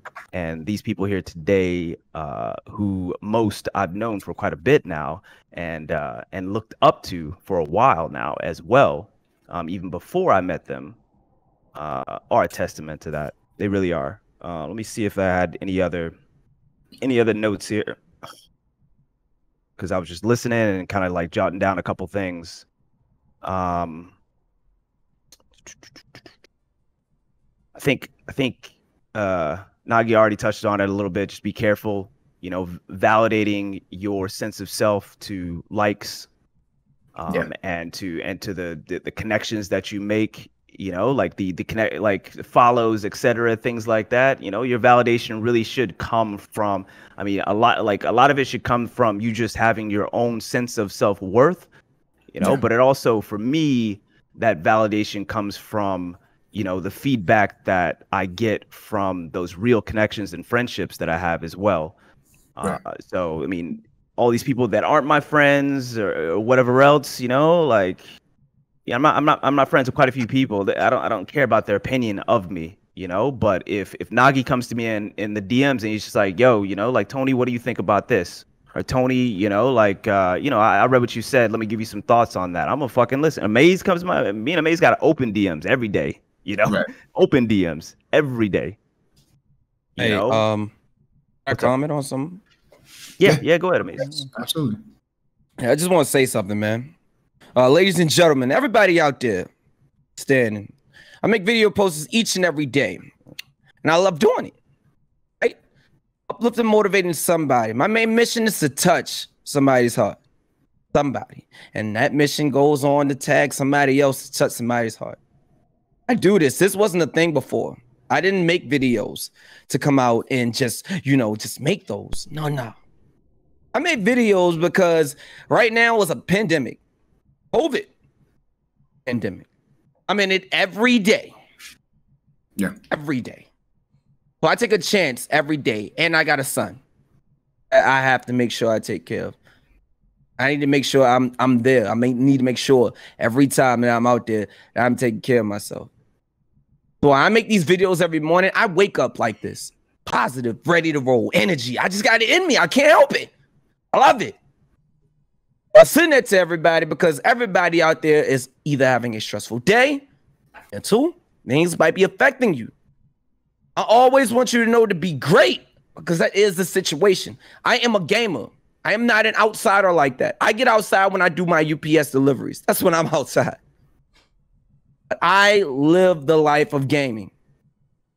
But I also know that here's IRL. We have lives. But I like to uplift each and every person every day. And why these people like it? Because I'm doing something that needs to be shown in the world because there's not enough of it. So everybody looks up and shows me so much love. And there is hate involved. There is hate. People will ride on that hate. I can't take that away from them. I can't. But I know they're looking at it. I know they feel it. They can hate all they want, but they're being uplifted and motivated. If I'm stopping somebody from either making sure that they just don't feel it today, or they're just not, this is just not them, they feel like they can't do something, I want to make sure that they see this video so they can be uplifted, because I feel every day, no matter the situations. Failure is not an option, ladies and gentlemen. It's not. No one can tell you how to do anything. Only you can do that. Only you can do that. So when you wake up in the morning or you go tell somebody you love them, be proud. A lot of people don't get that at all. Show love. 2020 is a learning experience. Man, it's a learning experience. Yeah, that's facts. Gotta get up, man. Be a part of it. Uplift. Do something. Help somebody. If you're having a good day, share it with somebody else. You got love to give, right? Go ahead and give it. I give love every day. Now it's a thing. And I'm happy. I like giving love. I like showing love. Get that right, Addy. Hey. Woo! Physics, you know. You already know. Them DMs stay open, baby. Noggy, baby, you know. Come on. MARU, hello. Crystal, you know what it is, Crystal. I'll wake you up every day if I got to. Yeah. Laugh, bro. Clutch. I don't know you, but I'm gonna know you now. We gonna wake up. We gonna wake you up. I'm gonna wake you up. You gonna wake me up. We're gonna wake. The whole deal is share the love with each other. All right. Hell yeah. It is a strong time right now that people need to love. A lot of people without jobs right now need some love, motivation, a pick me up, and involved. That's all I'm gonna say. Physics. All right. Thank y'all so much. I got you. All right, bet. And I'll Sir. finish up what I was gonna say. You know, like, and I said this in the chat too. I'm telling you, when Amaze talks, we move. When Amaze talks, we move. Everybody moves. I don't know why You know? that's hard facts, because everybody was really like Everybody moves, Noggy. Everybody moves. trying to figure it, like trying to hold shit back. He started Right? I'm like, all right. crazy him and show this. Bet. Let's go, baby. Wake You know them what I'm up. saying? That's right. Proud That's of each right. and every individual today. Hell Okay. yeah. So like I'll just run through the rest. I was gonna say, you know, like so we were talking about energy, you know, like Crystal, for example, you might not understand like why people engage with you, why people identify with you. Crystal, a lot of times I be looking at your stream, you ain't even gotta say something, you just gotta be playing, you know? And it's just like there's just something about your energy that I identify with. And it's clearly something about your energy that quite a few people identify with, you know. So just keep that in mind. That it's not even so much about what you say. It's just you being you, and our life experiences, you know, to some degree align with what you've been through as well. I mean, yeah, everybody's been through something different, but I'm just saying, like, we can relate. And so that because we can relate, that's how I'm able to easily relate to Maze, and that's why, you know, I'm easily able to identify with him and just chill and hang out, because I feel validated just watching him. I feel validated just watching Crystal. I feel validated just watching Addy. I feel validated listening to Clutch. Like, god damn. I'm ugly crying again. Jesus. I'm just saying. Okay, Crystal, you want me to give you one of those things again? Come on, rolling. If I had to put an exclamation point on something I'm gonna say today, like, oh fuck. It's like when you like that's the beauty of being a content creator. That's the beauty of being on Twitch. Yes. You know, in particular on a streaming platform, is you literally feel validated just by watching someone that you identify with. And talk to him. Clearly a lot of people can identify with you, Crystal. Clearly a lot of people can identify with you, Noggy. You know? It's just like, I'm my boy. So, can I say something? Please go right ahead. I just wish I could, I guess, in a poor wording, but like see how they see me and hear me how they hear me, and then maybe you know it can make some sense to me. But it's like it just doesn't go through my brain properly, and I doubt myself like 24/7. So Yeah. I just wish I could see what everybody that watches me or takes the time out to like a tweet or retweet it or just interact with me in some way, just see it from their perspective, and maybe then I could get it. Hey, But it's Crystal, Yeah. can I give you my results on it? Let me tell you how I see it from my outlook. And you know I'm gonna keep it real with you, because I go up in that, hang up in that, you know, I go up in that FPS gang whole entire Discord and be like, hey, Crystal, turn the stream on now. I need something to watch. Let's get going. He yells at me. Get your day, get your day going. You know what I mean? From my out perspective as a viewer, as I'm doing my UPS deliveries, I got you on audio mode. Sometimes I got to cut it down because you tell me to turn it down because you're about to say some crazy ish. And you know what I mean? I'm like, okay, I don't want to go up to my delivery and the lady say, oh my God. You know what I mean? You know how I put my Eddie Murphy face up in the chat when I'm running and the lady's reaction is, ooh. You know what I mean? So yeah, I love it. I love what you do. You don't need no camera. It's your voice. Your voice is soothing. You're over there laughing. You're laughing. The giggle is on point. People are interacting. They're loving it. They love what you do. You don't even have to be the nice person in the game. You can sit there and just die to death. I'm just gonna laugh just because you laugh and we laugh and you having a good time. Like just being real, you know, and that speaks to, you know, what I was gonna say next, you know, is authenticity. You know, like, I mean, there's balance to be had with it, right? Because whenever you bare your soul to folks, then you kind of open yourself up to potential attacks as well, right? Right. And folks got to realize that about Twitter too, you know, with this whole like follow back thing. You know, people gotta stay guarded, man. It's just like people can't just open themselves up to just anything, any type of input, any type of, you know, stimulus from your feed, from this person's feed or whatever, you know. So I mean, I got mad props for people that follow like thousands of people, but it's just like most folks, you know, they generally only follow like a few people, especially if they're a pretty influential or impactful member of the community. You know, it's just like that's a lot of stimulus to take in every day if you're following like thousands of people. And then on top of that, you have your own platform where you have to engage on a high level every single day. You know, so it's just like, stop with this whole like follow back and just follow the people that you enjoy and that you identify with, and respect, you know, that people are able to do the same thing. Thank you. We can only take so much as humans. We all got shit going on. You know? Can I ride in with you? Let me roll in. Let me get a car ride. Come on, let me ride in. Let me go and ride in. Look, ladies and gentlemen, look, I ain't have all these follows on Twitter till I start making these videos. Man, let me tell you something. It's a struggle. It is a struggle. You don't want all these follows, okay? You don't want them. You know what I mean? I'm gonna tell you why. I'm gonna tell you why you don't want them. Look, I was the guy over there chilling in the corner, 600. You know, I'm over here cool with the 600 followers. Yeah, you know what I mean? I'm not really too much. 10 likes, I'm cool with that. I don't got really answer much. Now, I am working on towards a strong leadership and uplifting, motivating, keeping everybody positive. And man, I love it. But dang it, man, it's so hard to comment on everybody. I'm telling you. Because let me tell you why. I'm gonna tell you why. I'm a driver. Every stop I come to, I'm commenting on somebody and I tell you I love you. Well, I'm blessed. Thank you. I'm gonna continue. Can you make me an alarm clock? You dang sure can. I'm here to wake you up. Let's go. You know what I mean? Let's go. Robotic Addy. Let me tell you something, Robotic. Hey, how you doing? I'm fine. I'm good. You good? You good, Robotic? Hey, Robotic. Robotic, listen to me. Addy for partner. You know what I'm saying? You feel me with that? Hey, hell yeah. You know what I mean? Uplift, motivate. You know I want to get you there. You know I want you there. You deserve it. You work too hard. You do so much. I can relate. Go through so much. You're a strong individual. You know what I mean? You know what I mean? Look at me, Addy. You know what I'm saying? You know what I'm saying?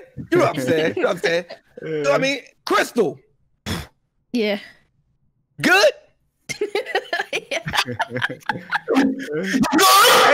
I didn't even say anything yet. Crystal's already left. Crystal always laughs when I speak. Crystal, I want you to remember this. Any day there's a down day, I want you to think of a rolling snowball, a Yeti that we talked about. And your day is going to be so much better. Remember that. MARU. Oh, God. What's up, brother? What's going on, boss? No. We don't hype up Maru right here. That hair too nice, Hey, bro. hey. You know what I'm saying? Like, we gotta be careful, bro. We gotta be careful. Let me ride with him. Hey, Maru. Okay, I'm just saying, like, make it measured. Okay, We gotta keep this man humble. That hair too nice, dog. Okay, Maru. Bro, you got What's up, bro? Hey, I see you swiping the hair. up, bro? I don't got hair like that. All right? I'm a bald guy here. You know what I mean? You, man, I love what you do. The filler, you and Nogi, rap. I'm not trying to be rude about Mixer, but I'm so glad y'all here on Twitch. Yo, Y'all been. Yes. You know what I mean? Yes. leaving. I'm out. You know what I mean? Like, where y'all been at? We need y'all. Happy you're here, man. Happy to have met you. Happy to met you and Nogi, man. Y'all have made a big change over here on this platform, man. Coming over here and shutting it down. Nogi. I ain't do it. Nogi. I ain't done. I ain't do it. Nogi. It wasn't me. Project. It was only an hour.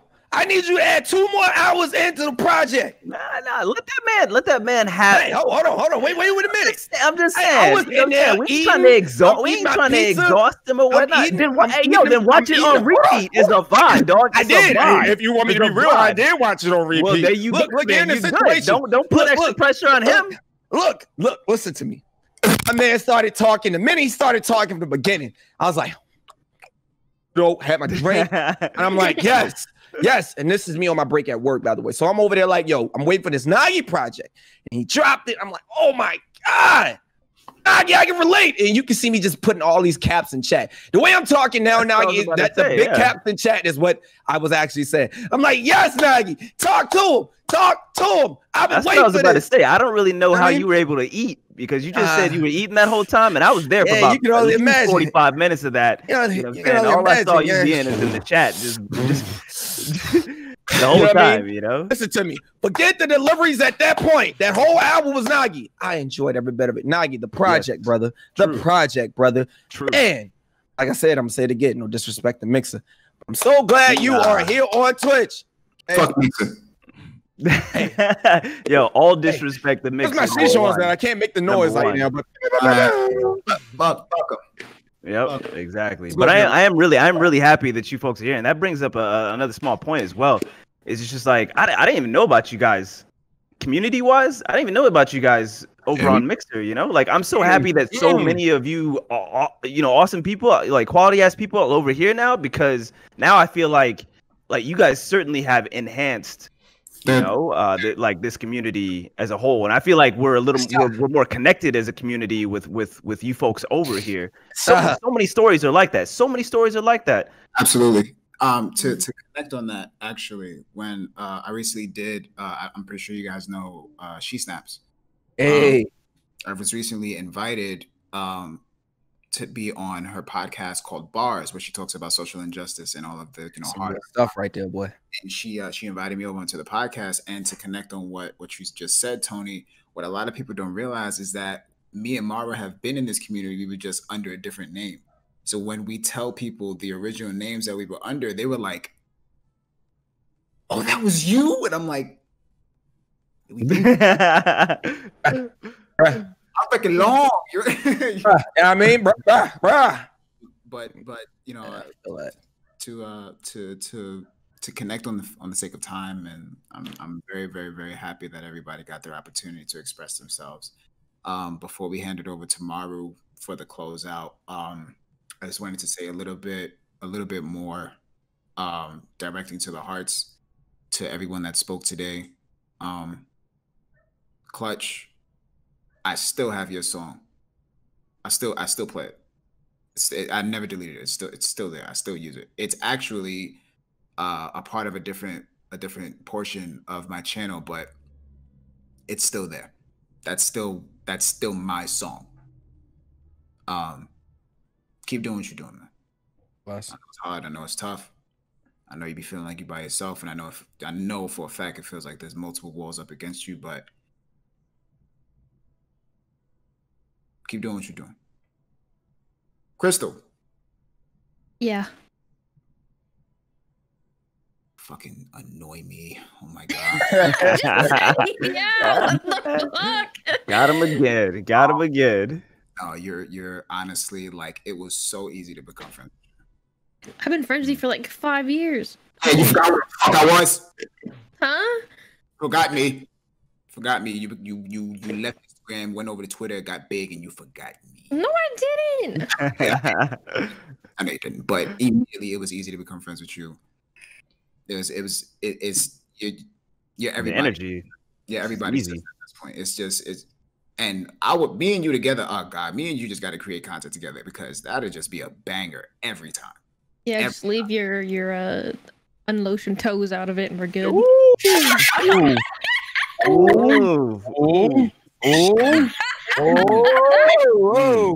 Okay. I can't. Okay. Yeah. I don't have anything to say about that. I really don't.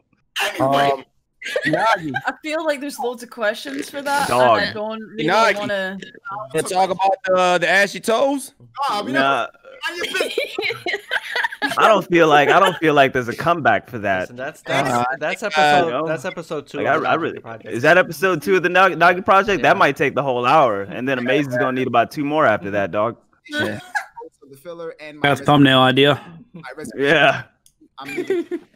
It was an amazing thing, but there's new features. I'm going to be adventuring out and into Alaska, where my ashiness won't be. Damn,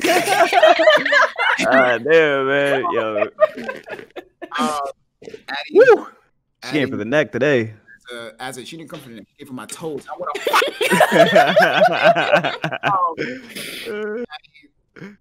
Your story today was incredibly important, and as a kid who didn't have a mom, you're a great mother. Bless Addie. Acknowledge that. Addie. Hey. You're a fantastic mom. Hey. Can I put my claps on? I don't know if you can hear them. I'm putting my two claps on. Like, We should all just clap for that. Not just her. Because Amaze, as a guy who grew up with a very, very, very dysfunctional father, you're a good father, man. Bless. You're a good dad. And don't hit me. Look, I'm not sure. I know. You just got back. Say it again. Say it again. Say it again. Say it again. I'm not trying to bring you down. You're doing a good job, man. Bless. As a man who didn't grow up with their parents, and their parents were just as damaged, I know what it feels like to be the kid on the bad end of that. My parents were not okay mentally, and they tried their best, and they failed a lot. The two of you are doing a fantastic job. Yes. You are trying your hardest. And we acknowledge that. Tony, you're an incredible, incredible intellectual. Thanks. I appreciate you. I appreciate your guidance. I appreciate your leadership. I appreciate your conversation. Maru, I ain't shit. It's okay. You are one of my oldest friends. And you have actually talked me through a lot of things. You have terrible guidance, though. You are one of the most. You're still here, though, right? So it must have worked. I'm not here because you didn't steer me wrong. I'm here because you have a good heart. I tried. I won't confide in you if we get lost. I'll just know that if we got to go through something, I know that you got my back to an extent. Just tell me where to hide the body, bro. I got you. Bet. I just know that I can't ask you for scientifics. I just know that you're the driver. Yeah, I got you. Right. And I just really wanted to say that because I know we're all dealing with things. Yes, sir. The hardest things for people like us, for people who are in this podcast, for people who are watching, one of the hardest things that it is to acknowledge when we are so reminded of the pain. Every day. Is reminding how much we get back up every day. Say that one more time, Nagi, because I felt that. Say that one more time. I forgot what I said. One job. Am I able to say something real quick? Yeah. That's all right. Yeah. I don't want to cut anyone off. No, please. I have to say what I said. Wait, just let me say what I had to say. Yeah. His face did not change. He didn't blink yet. How you say it, man. The most important thing, again, for people like us, for people who endure like us, is that we tend to forget how much we get back up every day. Yes. Amen. That's incredibly important. So it's not, the objective is to not be warriors. The objective is to be survivors. Do not transfer the generational curse of endurance. Transfer the potential intelligence of survival. Amen, brother. Being able to overcome hardships instead of taking them on all day, every day with no healing. Got it, Clutch. First of all, I just want to say every single one of you should write a freaking book, man. For real. You don't want to write a book.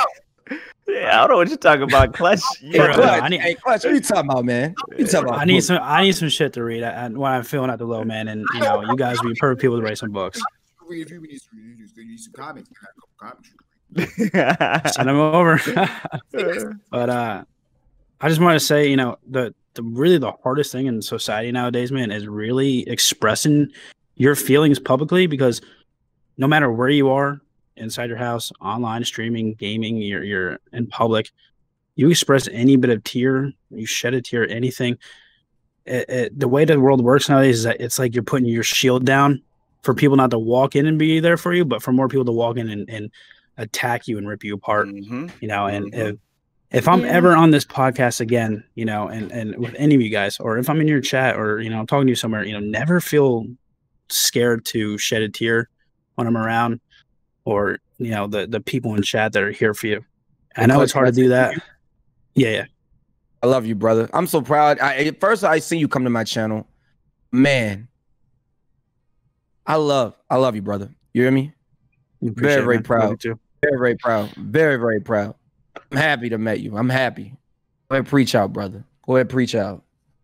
Yeah, I mean, I've always been scared to shed a tear, but that's how life is. Your mouth expresses your laughter, but your heart releases the pain through your eyes from tears. That's how the world works. You can't hold it in, and Addie, I know it's hard to hold your stuff in, but you're a wonderful woman. The story you shared, it was hard to not break down and cry. You're a gift to this world and a gift to your child. Your child's going to grow up and realize the journey you've been taking your entire life to get to where you are, and how she grew up to be the wonderful person she is too. You deserve the world for what you've been through. And I swear it's not shedding a tear will not break your guard and degrade you as a human. You gotta let it out. It's hard to hold it in, but your child's gonna grow up and know that journey, the suffering that you went through, but will also see the success you've made as an individual human being without no support. And she's gonna look into that when she gets older and know and have that, that motivation. That if my mom did it, then I can do it. And I have nothing that can break me down and tear me apart, because I'm strong just like my mother. Ultimate empowerment. Yes. I second the shit out of that. Holy fuck. Clutch. God damn. You took come on, us reading, making a book. I know, right? Man. Write a book. Give me your autobiography. Yeah, bro. You come in and write a paragraph in my channel so I can read it out, right? Bro, I'm bad as shit at editing, bro. I've just been sitting here taking it in, man. I can't write for shit. I'm good at talking. Jesus. I'll write an audio book. If you tell me to write cursive, I'm gonna give you scribbles. He asked me about any of those things. I'm telling you. You got scribbles? Like I said, I agree with how Tony is. I've been sitting here listening to everything that you guys have been saying. And it's very touching. If I had a camera on, you guys would see me crying, but like, I'm not here for the camera in my face. I'm here for my voice for many people that are in chat right now, and for you guys too. I met not just friends, but I met brothers and sisters that I'm going to always be there for. Amen. And wonderful people that have been through hell, but have also, brought it to where they're at the peak of a great journey. Did we get what? What was that, Nagi? Did we get Clutch over 1,000 yet? Where Clutch at? I don't know. Let's go check. I'll go check it. I got you. Yeah, I followed. I went up in there with him. Look, man, follows don't mean anything to me. Shut your ass Subs up. don't mean anything to me. It's a free platform. Shut I'm just your here to ass. meet people. We are helping your chick. 922. Yeah. Chat. 922. Hey, we need to take care of that. Is it only? I thought it was Chat, what y'all doing? Chat, what y'all doing? a second ago. Hey.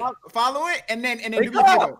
Hit that pretty little thing that looked like a titty. I mean a bell. It was a bell. A bell. A bell. Hey, I just want to say one more thing as well, man. We This had is my first 9:35, yo. My first time releasing. All right. So what I just released, I released here.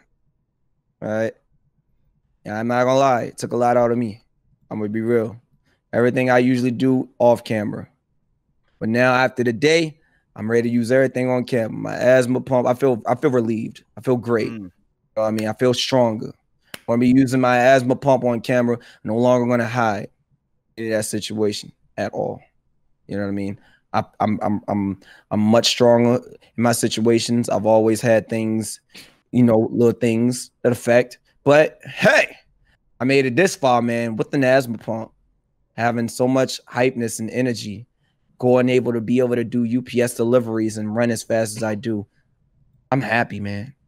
Asthma pump is gonna stay with me all day, man. I vibe, you know, I vibe. So I'm proud, man. Thank y'all so much for letting me use your platform to actually speak out. Yo, Amaze, is it a podcast? Is this a podcast? No, I'm saying is the Vibecast? Is that a podcast? Hey, listen to me, man. Don't disrespect me like that. Yo, it's a vibe. Over Yo, here. it's a vibe. Here we go. Here we go. Okay, all right. Here we go. Hey, he Disrespect me like that, baby. No, I truly do appreciate being here, man. said, yo, know me like that. Really do. All right, so I'm gonna do my little outro, and then we have the closing out, and then we'll go raid somebody. This conversation today and the story that you guys shared was amazing. There's no other word to really describe it. I hope that yourselves were able to heal to some kind of aspect, and I hope you guys helped each other to heal, and I hope to help chat whatever struggles that they're going with. You know, I was going through these messages, going through chat, and everybody here is definitely on your sides and supporting, loving, and caring for you. The Destiny community is amazing. You know, we do amazing things day in and day out. You know, we have our troubles like every community, but I'm really proud of the Destiny community in whole, and I'm very proud to call you guys friends of mine because you're all amazing people. And you know, Nagi went through it all. You all have your own things that make you unique and make you stand out and make you amazing, but at the core of it, you guys are just awesome, amazing people. Can I say something to Nagi real quick? No. I know he said he admired my voice, but he didn't say anything about the freestyles that I dropped for just personally him. You're lucky that I didn't have the opportunity yet to download them motherfuckers. Oh, They would crap. have been on my phone already, sir. I just be busy. But don't make it, man. Listen, I ain't gonna tell you. It ain't. You know what? They there. They respect it. They appreciate it. Who you looking at? All right. Yeah. All right. See, he got trouble. He got trouble. No, of course, man. The freestyles is always. This dude, wow, man. The moment I saw the freestyles, the moment the freestyles came through, it was a wrap. It really was. Bro, I was in his channel. I saw him.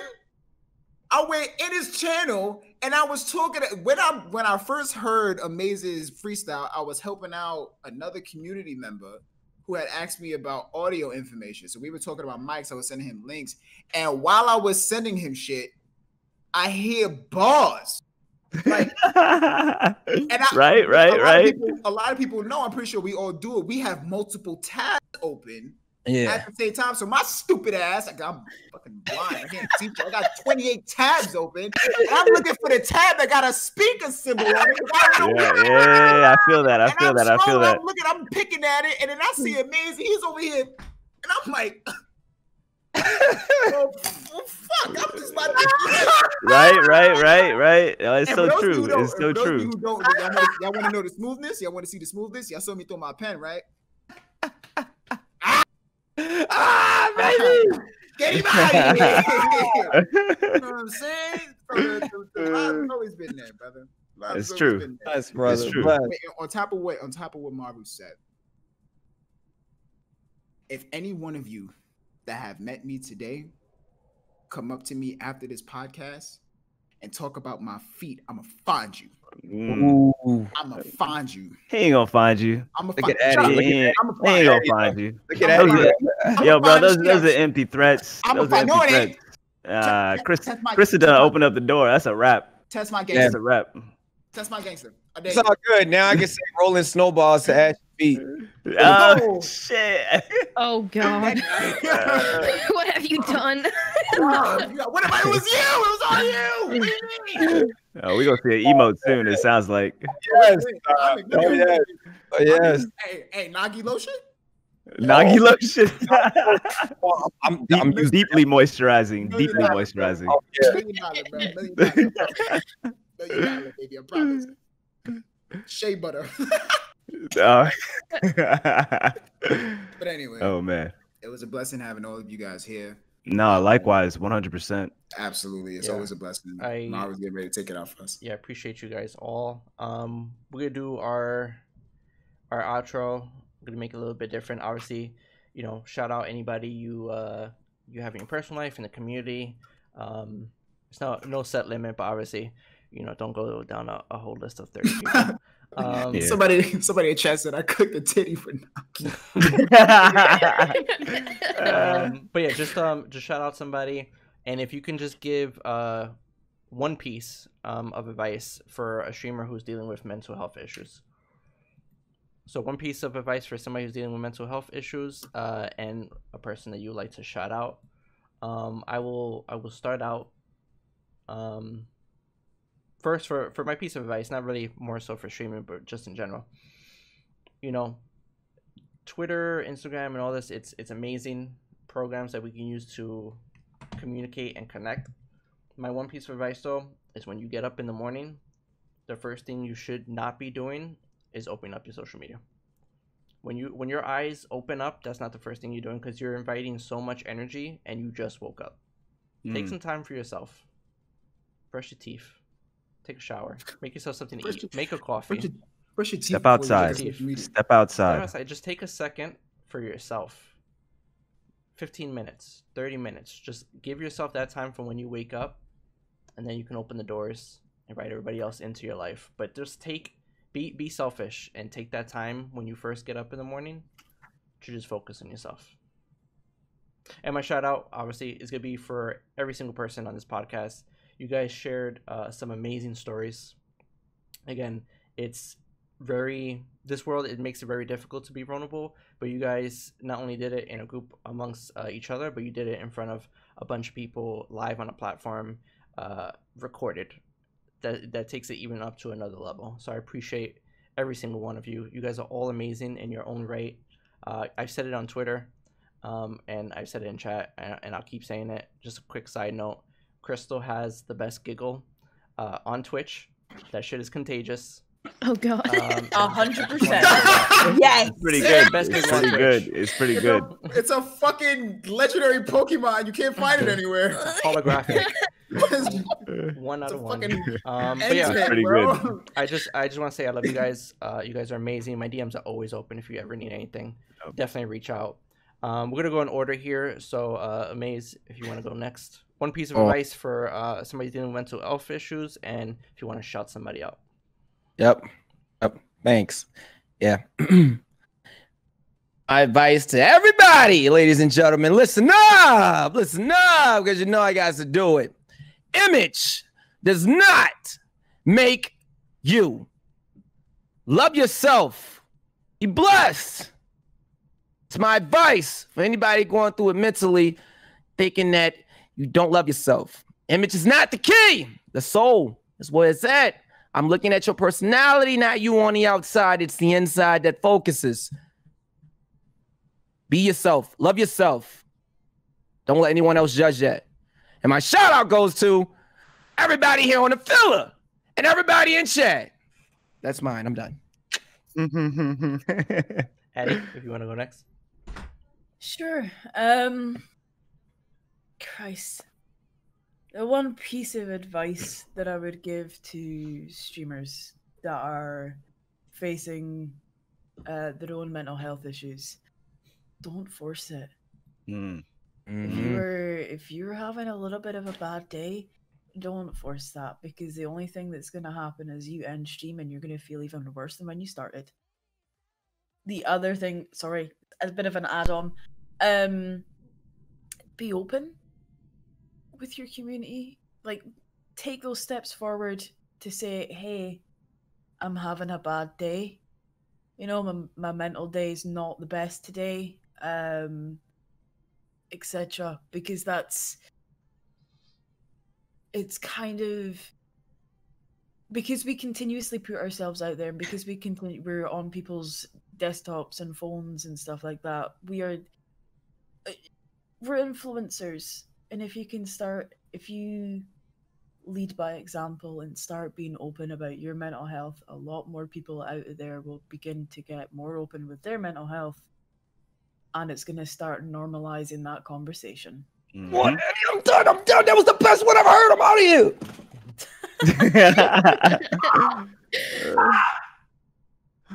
Yeah, like yesterday I had to take a day off because I was just too hot. There was no way that I'd be able to provide the content that I pride myself on while I was busy sweating my skin off.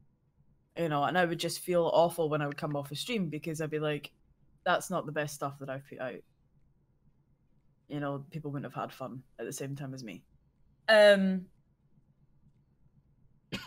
My shout out, obviously you guys are absolutely fantastic. Thank you so much for having me on again, especially on a really important episode and something that's very near and dear to my heart. But I gotta say, like, my shout out probably gotta go to Teddy this time, because I met him through Twitch. He's my boyfriend. I love him to death. Oh, that's Teddy? That's Teddy? That's Teddy? Yeah. Hey!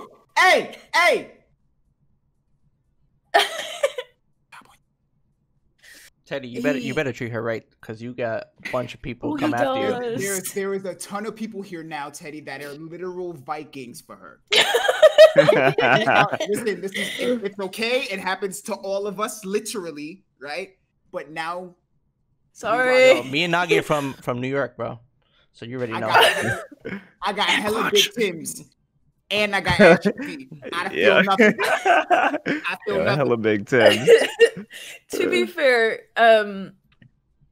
he basically knows all of the issues that I face, and he's never judged me for them. He's like, I literally, if he's busy, so he streams, and like if I say, like, I literally just type in his chat, "Love me," like in capital letters, and the next second I'll look at my phone and he's FaceTiming.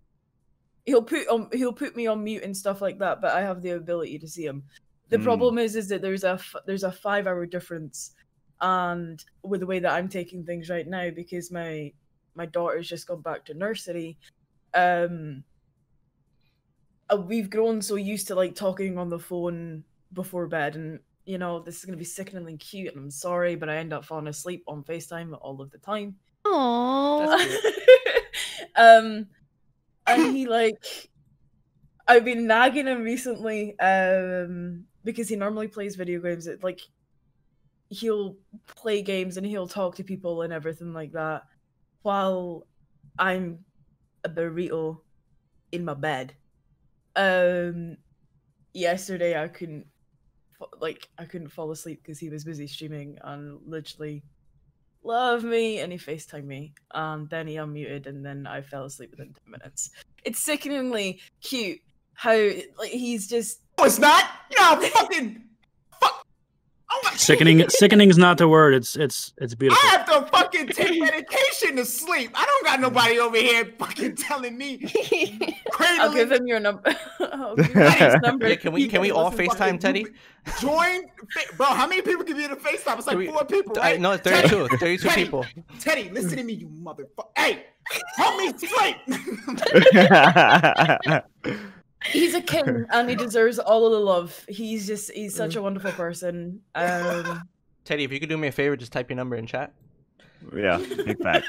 Big facts. For sure. I love my dad. Get Teddy's number. Yep. We all go get Teddy. But hey, we can't take Teddy away from Addy. Not during the time in which I need to fall asleep. Right. Listen to me. There has to be, so everyone in chat, there has to be time zones, so we have to be tactical about it. We'll set a schedule. We'll allocate 10 minutes per person. It'll be fine. Don't worry. Barrier, there has to be, there has to be time slots. You gotta clock in and clock out. You got a draft system. Addy, did you finish, or I don't want to cut you off? Yeah, no, that's it. Sorry, I went on a little bit, you're but good. you know, you're good. No apologies necessary on this podcast. I appreciate you. You're one of my favorite people. I was so glad meeting you. When you sent me that invite for James' work, I was like, yo, this is like, if it's a zombie apocalypse, I'm gonna go find Addy because I'm most likely gonna be able to survive with her. Yep. No, I just. No, you're super dope. You know, I always, I try to be in everybody's chat, but sometimes I'll jump in and be like, "Yo, love you, Ali. Love you." I just like, oh my god, stop. Hashtag partner. Yep. She's great, man. She's great. You're amazing. Thank you again for being on the show, though. Appreciate you. Tony, Mr. Physics. Yeah. Oh man. I mean, first and foremost, man, it's always such a pleasure to be here. Like seriously, MARU hops in my DMs. He should already know the answer by now. It's just a formality when he hops in my DMs. He's like, "Yo, Tony, you again? Okay."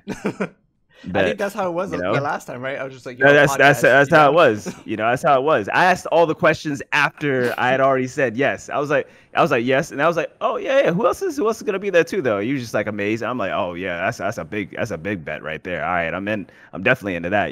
So thank you so much, both of you, seriously, for having me on today. It's been a real pleasure, and I can't say it enough, man. These are always these are just highlights after highlights after highlights of my time in this community. So I just feel really blessed to know both of you, and to be able to collaborate. And yeah, next is, I gotta give it out again to like Nogi. Yo, thank you so much for being here. I know you're going through so much shit, man, and it's just like to have you here today. You're a very special person, man. I can't state that enough. I really can't. And it's really important to me in particular. Because I'm gonna have to turn you off. Can you please sit the fuck back, Amaze? You distracted me, dog. Can you please? I'm trying to say some sensitive ass shit, dog. Oh my God. But to have like, you're a real like black role model for me, and I really appreciate you being here. It's very, very important to me. So do you take whatever time you need, but just know that you are important here. The work that you do, the words that you speak, how you speak them is incredibly important. And I value it greatly in my day and in my time here. To everybody here, Clutch, man, it's just a real treat. You're the only one that I haven't really connected with yet, and it's been like seriously, dog. You need anything, hit me the fuck up. Like them DMs are dumb open. Jesus Christ, your quality. Appreciate you, man. Oh man, means a lot. Jeez, Crystal, you already know. You already know, girl. I can't. I can't, man. You just peoples. Like you seriously, like it's crazy, like you question why you're so relatable to folks, but there's hundreds of people in your shit because it's just so easy to relate to you and hang out and just have a good time and just everything, you know? And I said it before. You know what I'm saying? I said it before. It's just like, man, I love it when you just pop the fuck off on some random shit. You know, oh my God, that has got to be the best shit. Oh God. So Thank being you. in your chat and hanging out in your stream, you know, lurking and just kicking it, man, is beautiful. It's beautiful. You have a wonderful community over there. Addie, Lord have mercy. Oh, Okay. I'm so blessed. I'm so blessed to have met you. You know, like you popped off so many things for me, community wise. And I've told you before, and I deeply appreciate you. And I know so many people in this community that I've spoken to, you know, privately that I haven't brought it up, you know, that deeply appreciate you being here. So thank you. Amaze, you the homie. I mean, we got DMs open every day. I ain't gotta fucking say too much, bro. So we got some shit tomorrow though, dog. I almost say Maru. Oh, Maru, you're the homie. Yo, thank you so much for bringing bringing everybody together. You know, you're like the glue, the catalyst, man. I'm Nick You Fury, know, bro. like Nick Fury with goddamn with better hair. You know, any hair actually. Any Come hair. to think of it. You know, like quick things as far as like mental health. Get outside, exercise, people, every day. Even if you don't get out and like do like crazy exercise, you know what I'm saying? Like just get out and see nature. You know, it puts things in perspective for you. It's huge. It really is for your mental. Man, what was the other thing? Because I kind of went off. Oh, keep in mind as well, like be mindful. A lot of people end up taking out shit online because you know they get triggered, right, by experiences that end up throwing them back to an emotional state from their formative years. You know, recognize that is happening, that connection is happening in your brain. Recognize that, you know, like you don't have to pop off and respond, you know, to that trigger in a negative fashion. You know, recognize where that origin point is and address that. Go to therapy, you know, like be mindful of your behavior, be mindful of your past and what is your experiences that have happened in the past that now inform the decisions that you make now in the present. Be mindful of the experiences and how that forms the lens through which you see everything that happens in the present. Be mindful. And that speaks a little bit back to what Maru was saying. When you wake up, be mindful. Use that energy, that birth of that new energy, you know, to be a little bit introspective. Don't get on your phone and allow somebody else's energy to infect, you know, that birth of new energy every day. I mean, unless you check out Amaze, because that shit is, I mean, that's good. That's good shit right there. That's fucking, that wakes shit, that's good shit, you know. But otherwise, all I'm saying is be mindful, you know. And then my shout out, Crusader on Twitch. I'm sorry, on Twitter. You know, I think it is actually Crusader. I mean, he's on both, obviously, but it's at Crusader Twitch. Go show that man some love. He's having a tough time right now. That is another black community member who I look up to a lot in similar fashion to Nagi. You know, what he says, how he says it, how he connects to folks, how real he is, how authentic he is. And on top of that, he got some dope ass emotes. So it's just like, go connect with that guy, follow that guy. Big love to Crusader on Twitch. And you know where the DMs are, homie. You know where the DMs are. So thank you so much for being for allowing me to be here. I appreciate it. And big love to everybody here. Tony, appreciate you, man, nice. as always. Yeah. Thank you so much. Nagi, if you want to go next.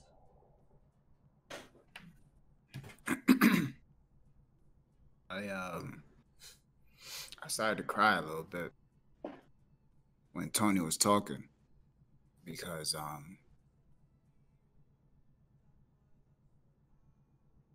I know I get a lot of praise for what I present on content, but I wasn't always the best person to people. I wasn't always the best person to the people who mattered to me most. And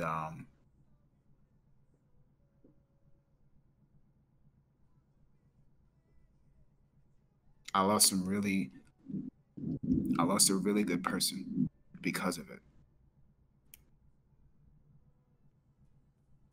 And whether or not that comes back or it's salvageable,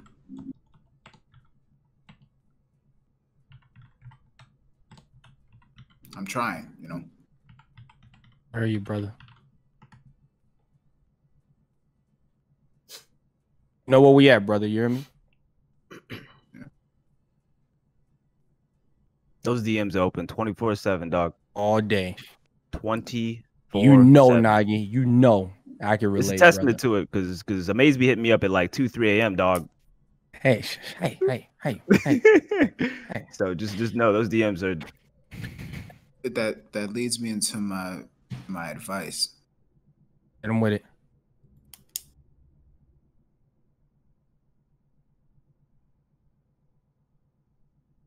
Your time, man.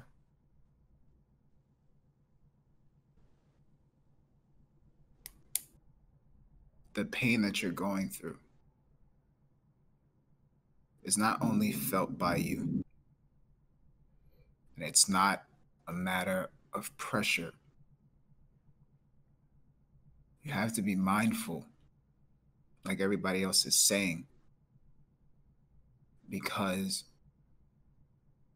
you don't want to be like me. You're literally seeing what the result of that is. My mental health got so severe that I affected everyone around me to where I have nobody around me. And that shit hurts.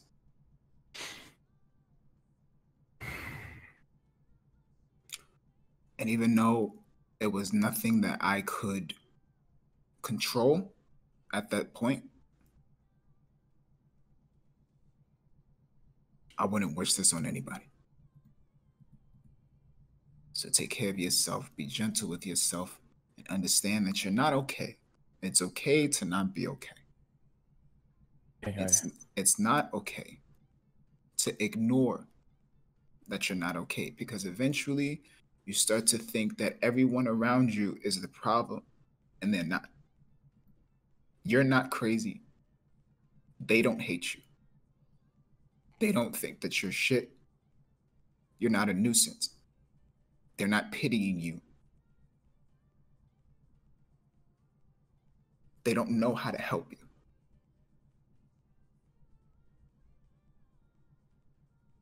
My advice is don't be like me. Don't make my mistakes. And that's why I do what I do, because I don't want people to make my mistakes.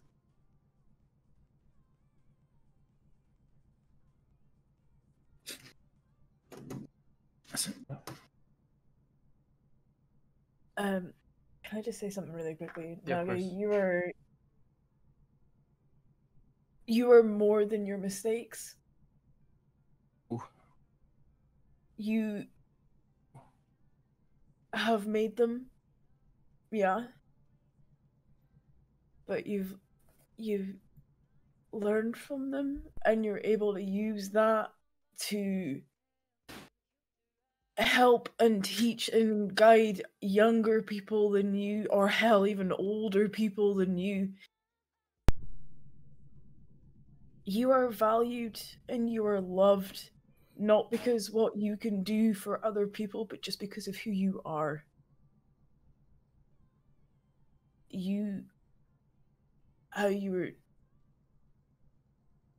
I felt what you're saying, because I have been there too. They're not really there because of this and so on and so forth.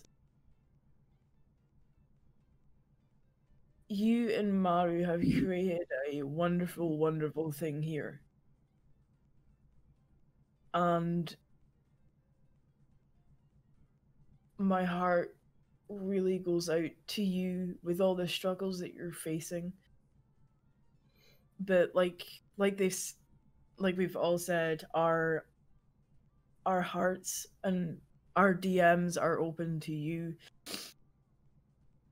You may not be able to heal yourself by yourself, and that is why we're here for you. you aren't alone, and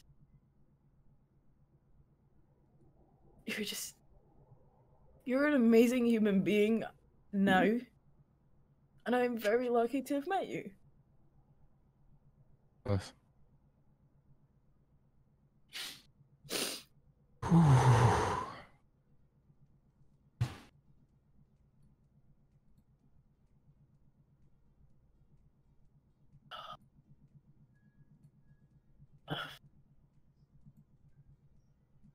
Do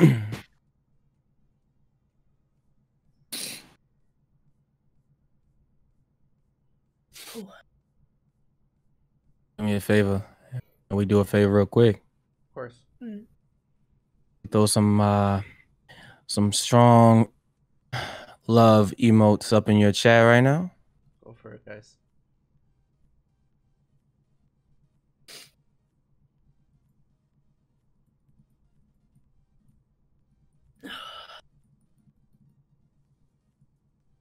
Oh, Crystal, do you? They match.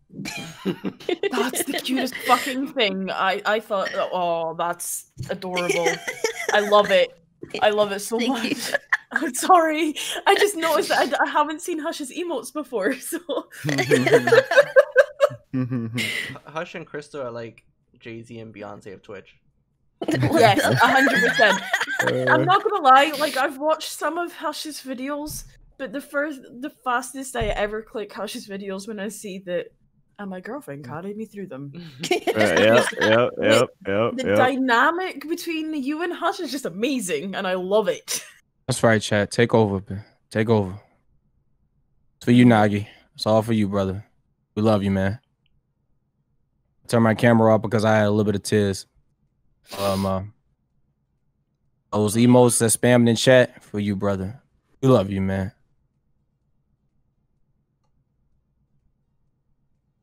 Appreciate all you guys. Yes, Love sir. you all. Always. No doubt about that.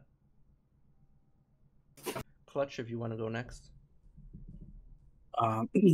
Yeah, I know it's an outro, so I'm not gonna try to make it too long. But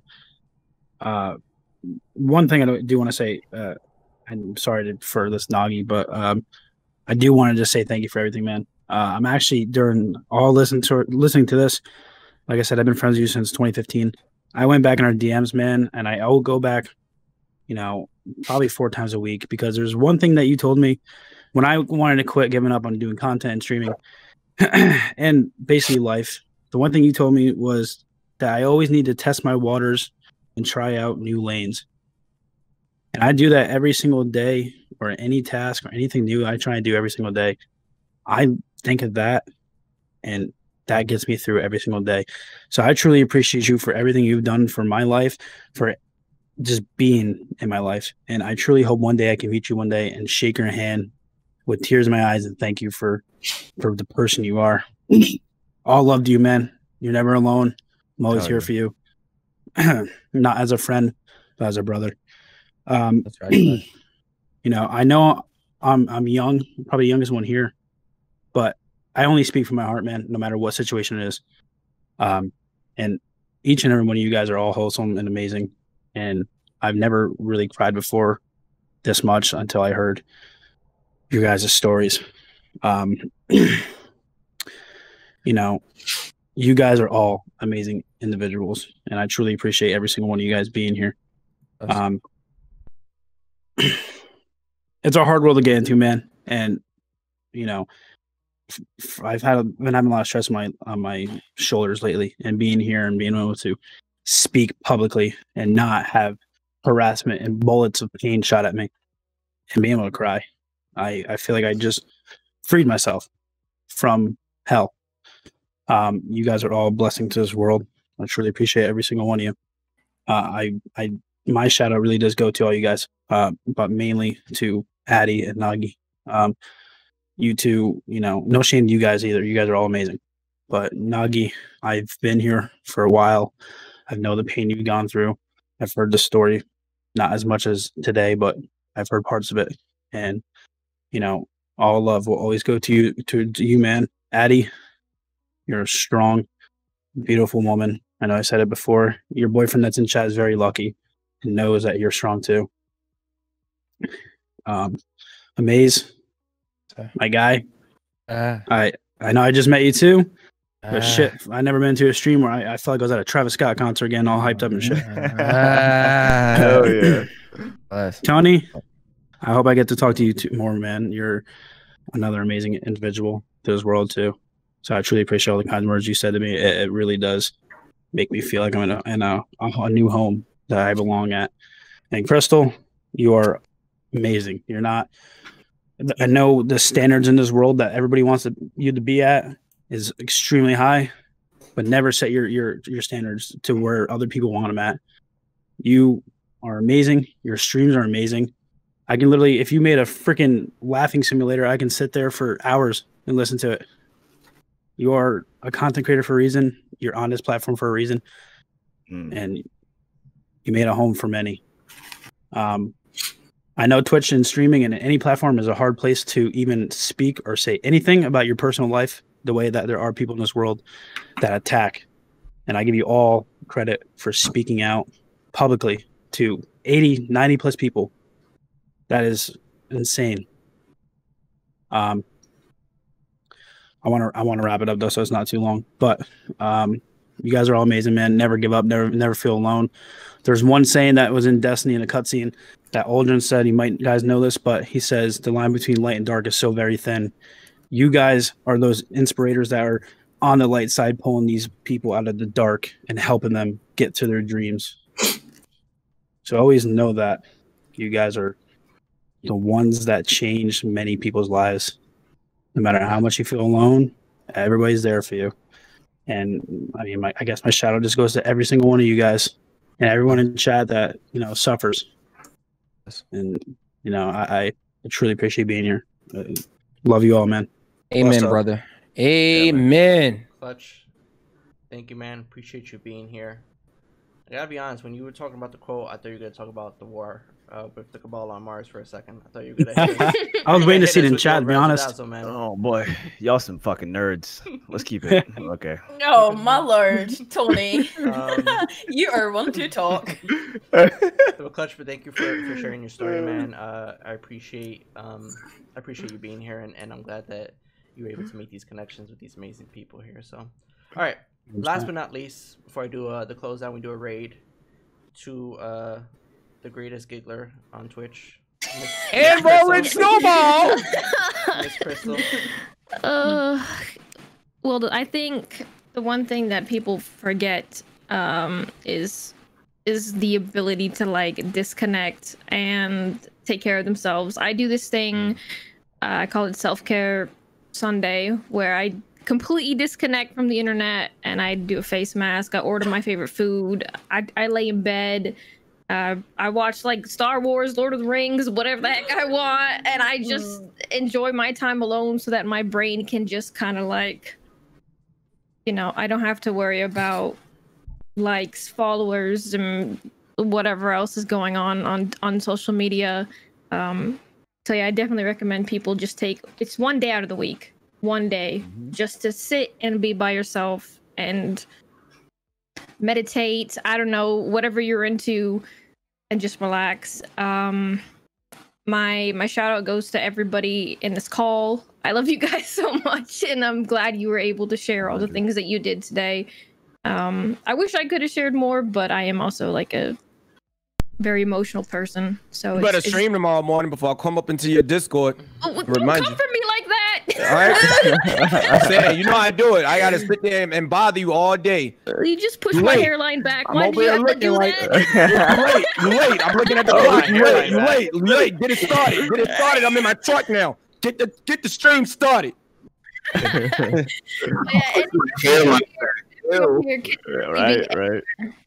You guys decided to take time out of your day to be here, whether it's you guys in chat or you guys in this call. So I appreciate everybody regardless. And you're human, so don't ever be afraid to cry or show emotion. Yeah, Crystal did that to me. I did what? What'd I do now? Made me cry. I did? Remember? It's like, it's okay, Maze. Make him cry. Is he coming back? Oh yeah, I remember now. But yeah, I appreciate you guys, and just like Crystal had said, the fact that you guys take your time out from your, and I know you guys are super busy, but the fact that you take your time out to come here and share your stories is amazing, and I do appreciate it. I said it before, but the filler, when we first, created it, I came up to Nagi and said, hey, let's do a podcast talking about, fucking anime. If you look at the first episode of the filler, we're just shit talking anime. But when things started happening, and I was like, this is, as much as I love anime and video games, we could talk about that for days, but let's do something more. I mean, I'm not like the biggest person out there, but let me do what I can to uplift, to educate, to heal, and to connect people together. And I think this, every episode has been amazing in its own right, but I think this episode, if I had to pick one, this would probably be my favorite one, in the fact that I feel like we all came together. And as a family. Yeah, and you guys did that. You guys did that in sharing your stories, and chat did that in the fact that they stood there, they listened, they supported, and they cared. So love you guys. You guys are amazing. Thank you. Thank you. Big love, man. Bless. Maru, is there one thing I can say? I totally forgot to say it. Go for it. It's for everybody in chat, and any of you guys. I mean, you guys are all amazing streamers, but for anyone that does, is my advice, I forgot to say it, but for streaming and anyone new to streaming or currently streaming, disable your viewer number on Streamlabs, Twitch, anything, because that shit will eat you apart. You're gaming. You're not gaming for numbers. You're gaming because you love it. You're doing it because it's your passion, not for numbers at all. That's the tip I'm going to give you guys. Just disable that number, because if you're just going to keep looking at it and it's going to bother you, and you end streaming and you're just going to feel like a branch floating down an empty river. Just disable that and game because you love it, not for numbers. 100%. That's it. Bless. Thank you all for coming in. In good old fashion, we want to spread this love. We want to spread these good vibes. So we want to raid somebody. If anybody has any recommendations, anybody that they see on their timeline that they would like to raid, I'm always open for that. If you guys want to come together in a consensus. There's a Trevor Project fundraiser going on all week. Yep. That's exactly what I was ready to say. That's crazy. Yep. Yeah, we're you want to post it? You want to post the link in the project in chat? Yeah. Put it in there, Addy. Tomorrow's the last day, Let's do it. Let's raise some money. All right. Better see everybody in chat spam some emotes. Let's get it. Tony's got faster copy and paste. We were thinking the same thing. We were thinking the exact same thing. Crazy. I was looking at that. I looked at it and I saw it. That was the first thing I was gonna say. I want to say something real quick. I was always terrible at school because I can't sit down and listen to somebody talk. But let me tell you, I can sit down and listen to Tony talk for 3 hours. That's no problem. Oh my god, yeah. Come on. Silken voice. It's like, yeah, okay. Oh my god. All right, guys. I need you to start doing audiobooks. He needs to do audiobooks. He'll put us all to sleep. Let's go. Oh man, I mean, it'll just be sharing perspectives from you folks. I mean, that'll be all it'll be. So this man want to look up to me. He the one that does all the talking. He like, look, Maze, I look up to you. I like, look, Tony. Okay, Tony. All right, guys. Yeah, we all got our heroes, man. Love you. Thank you for supporting. Let's go show some love. Let's go do this raid and raise some money. Do it.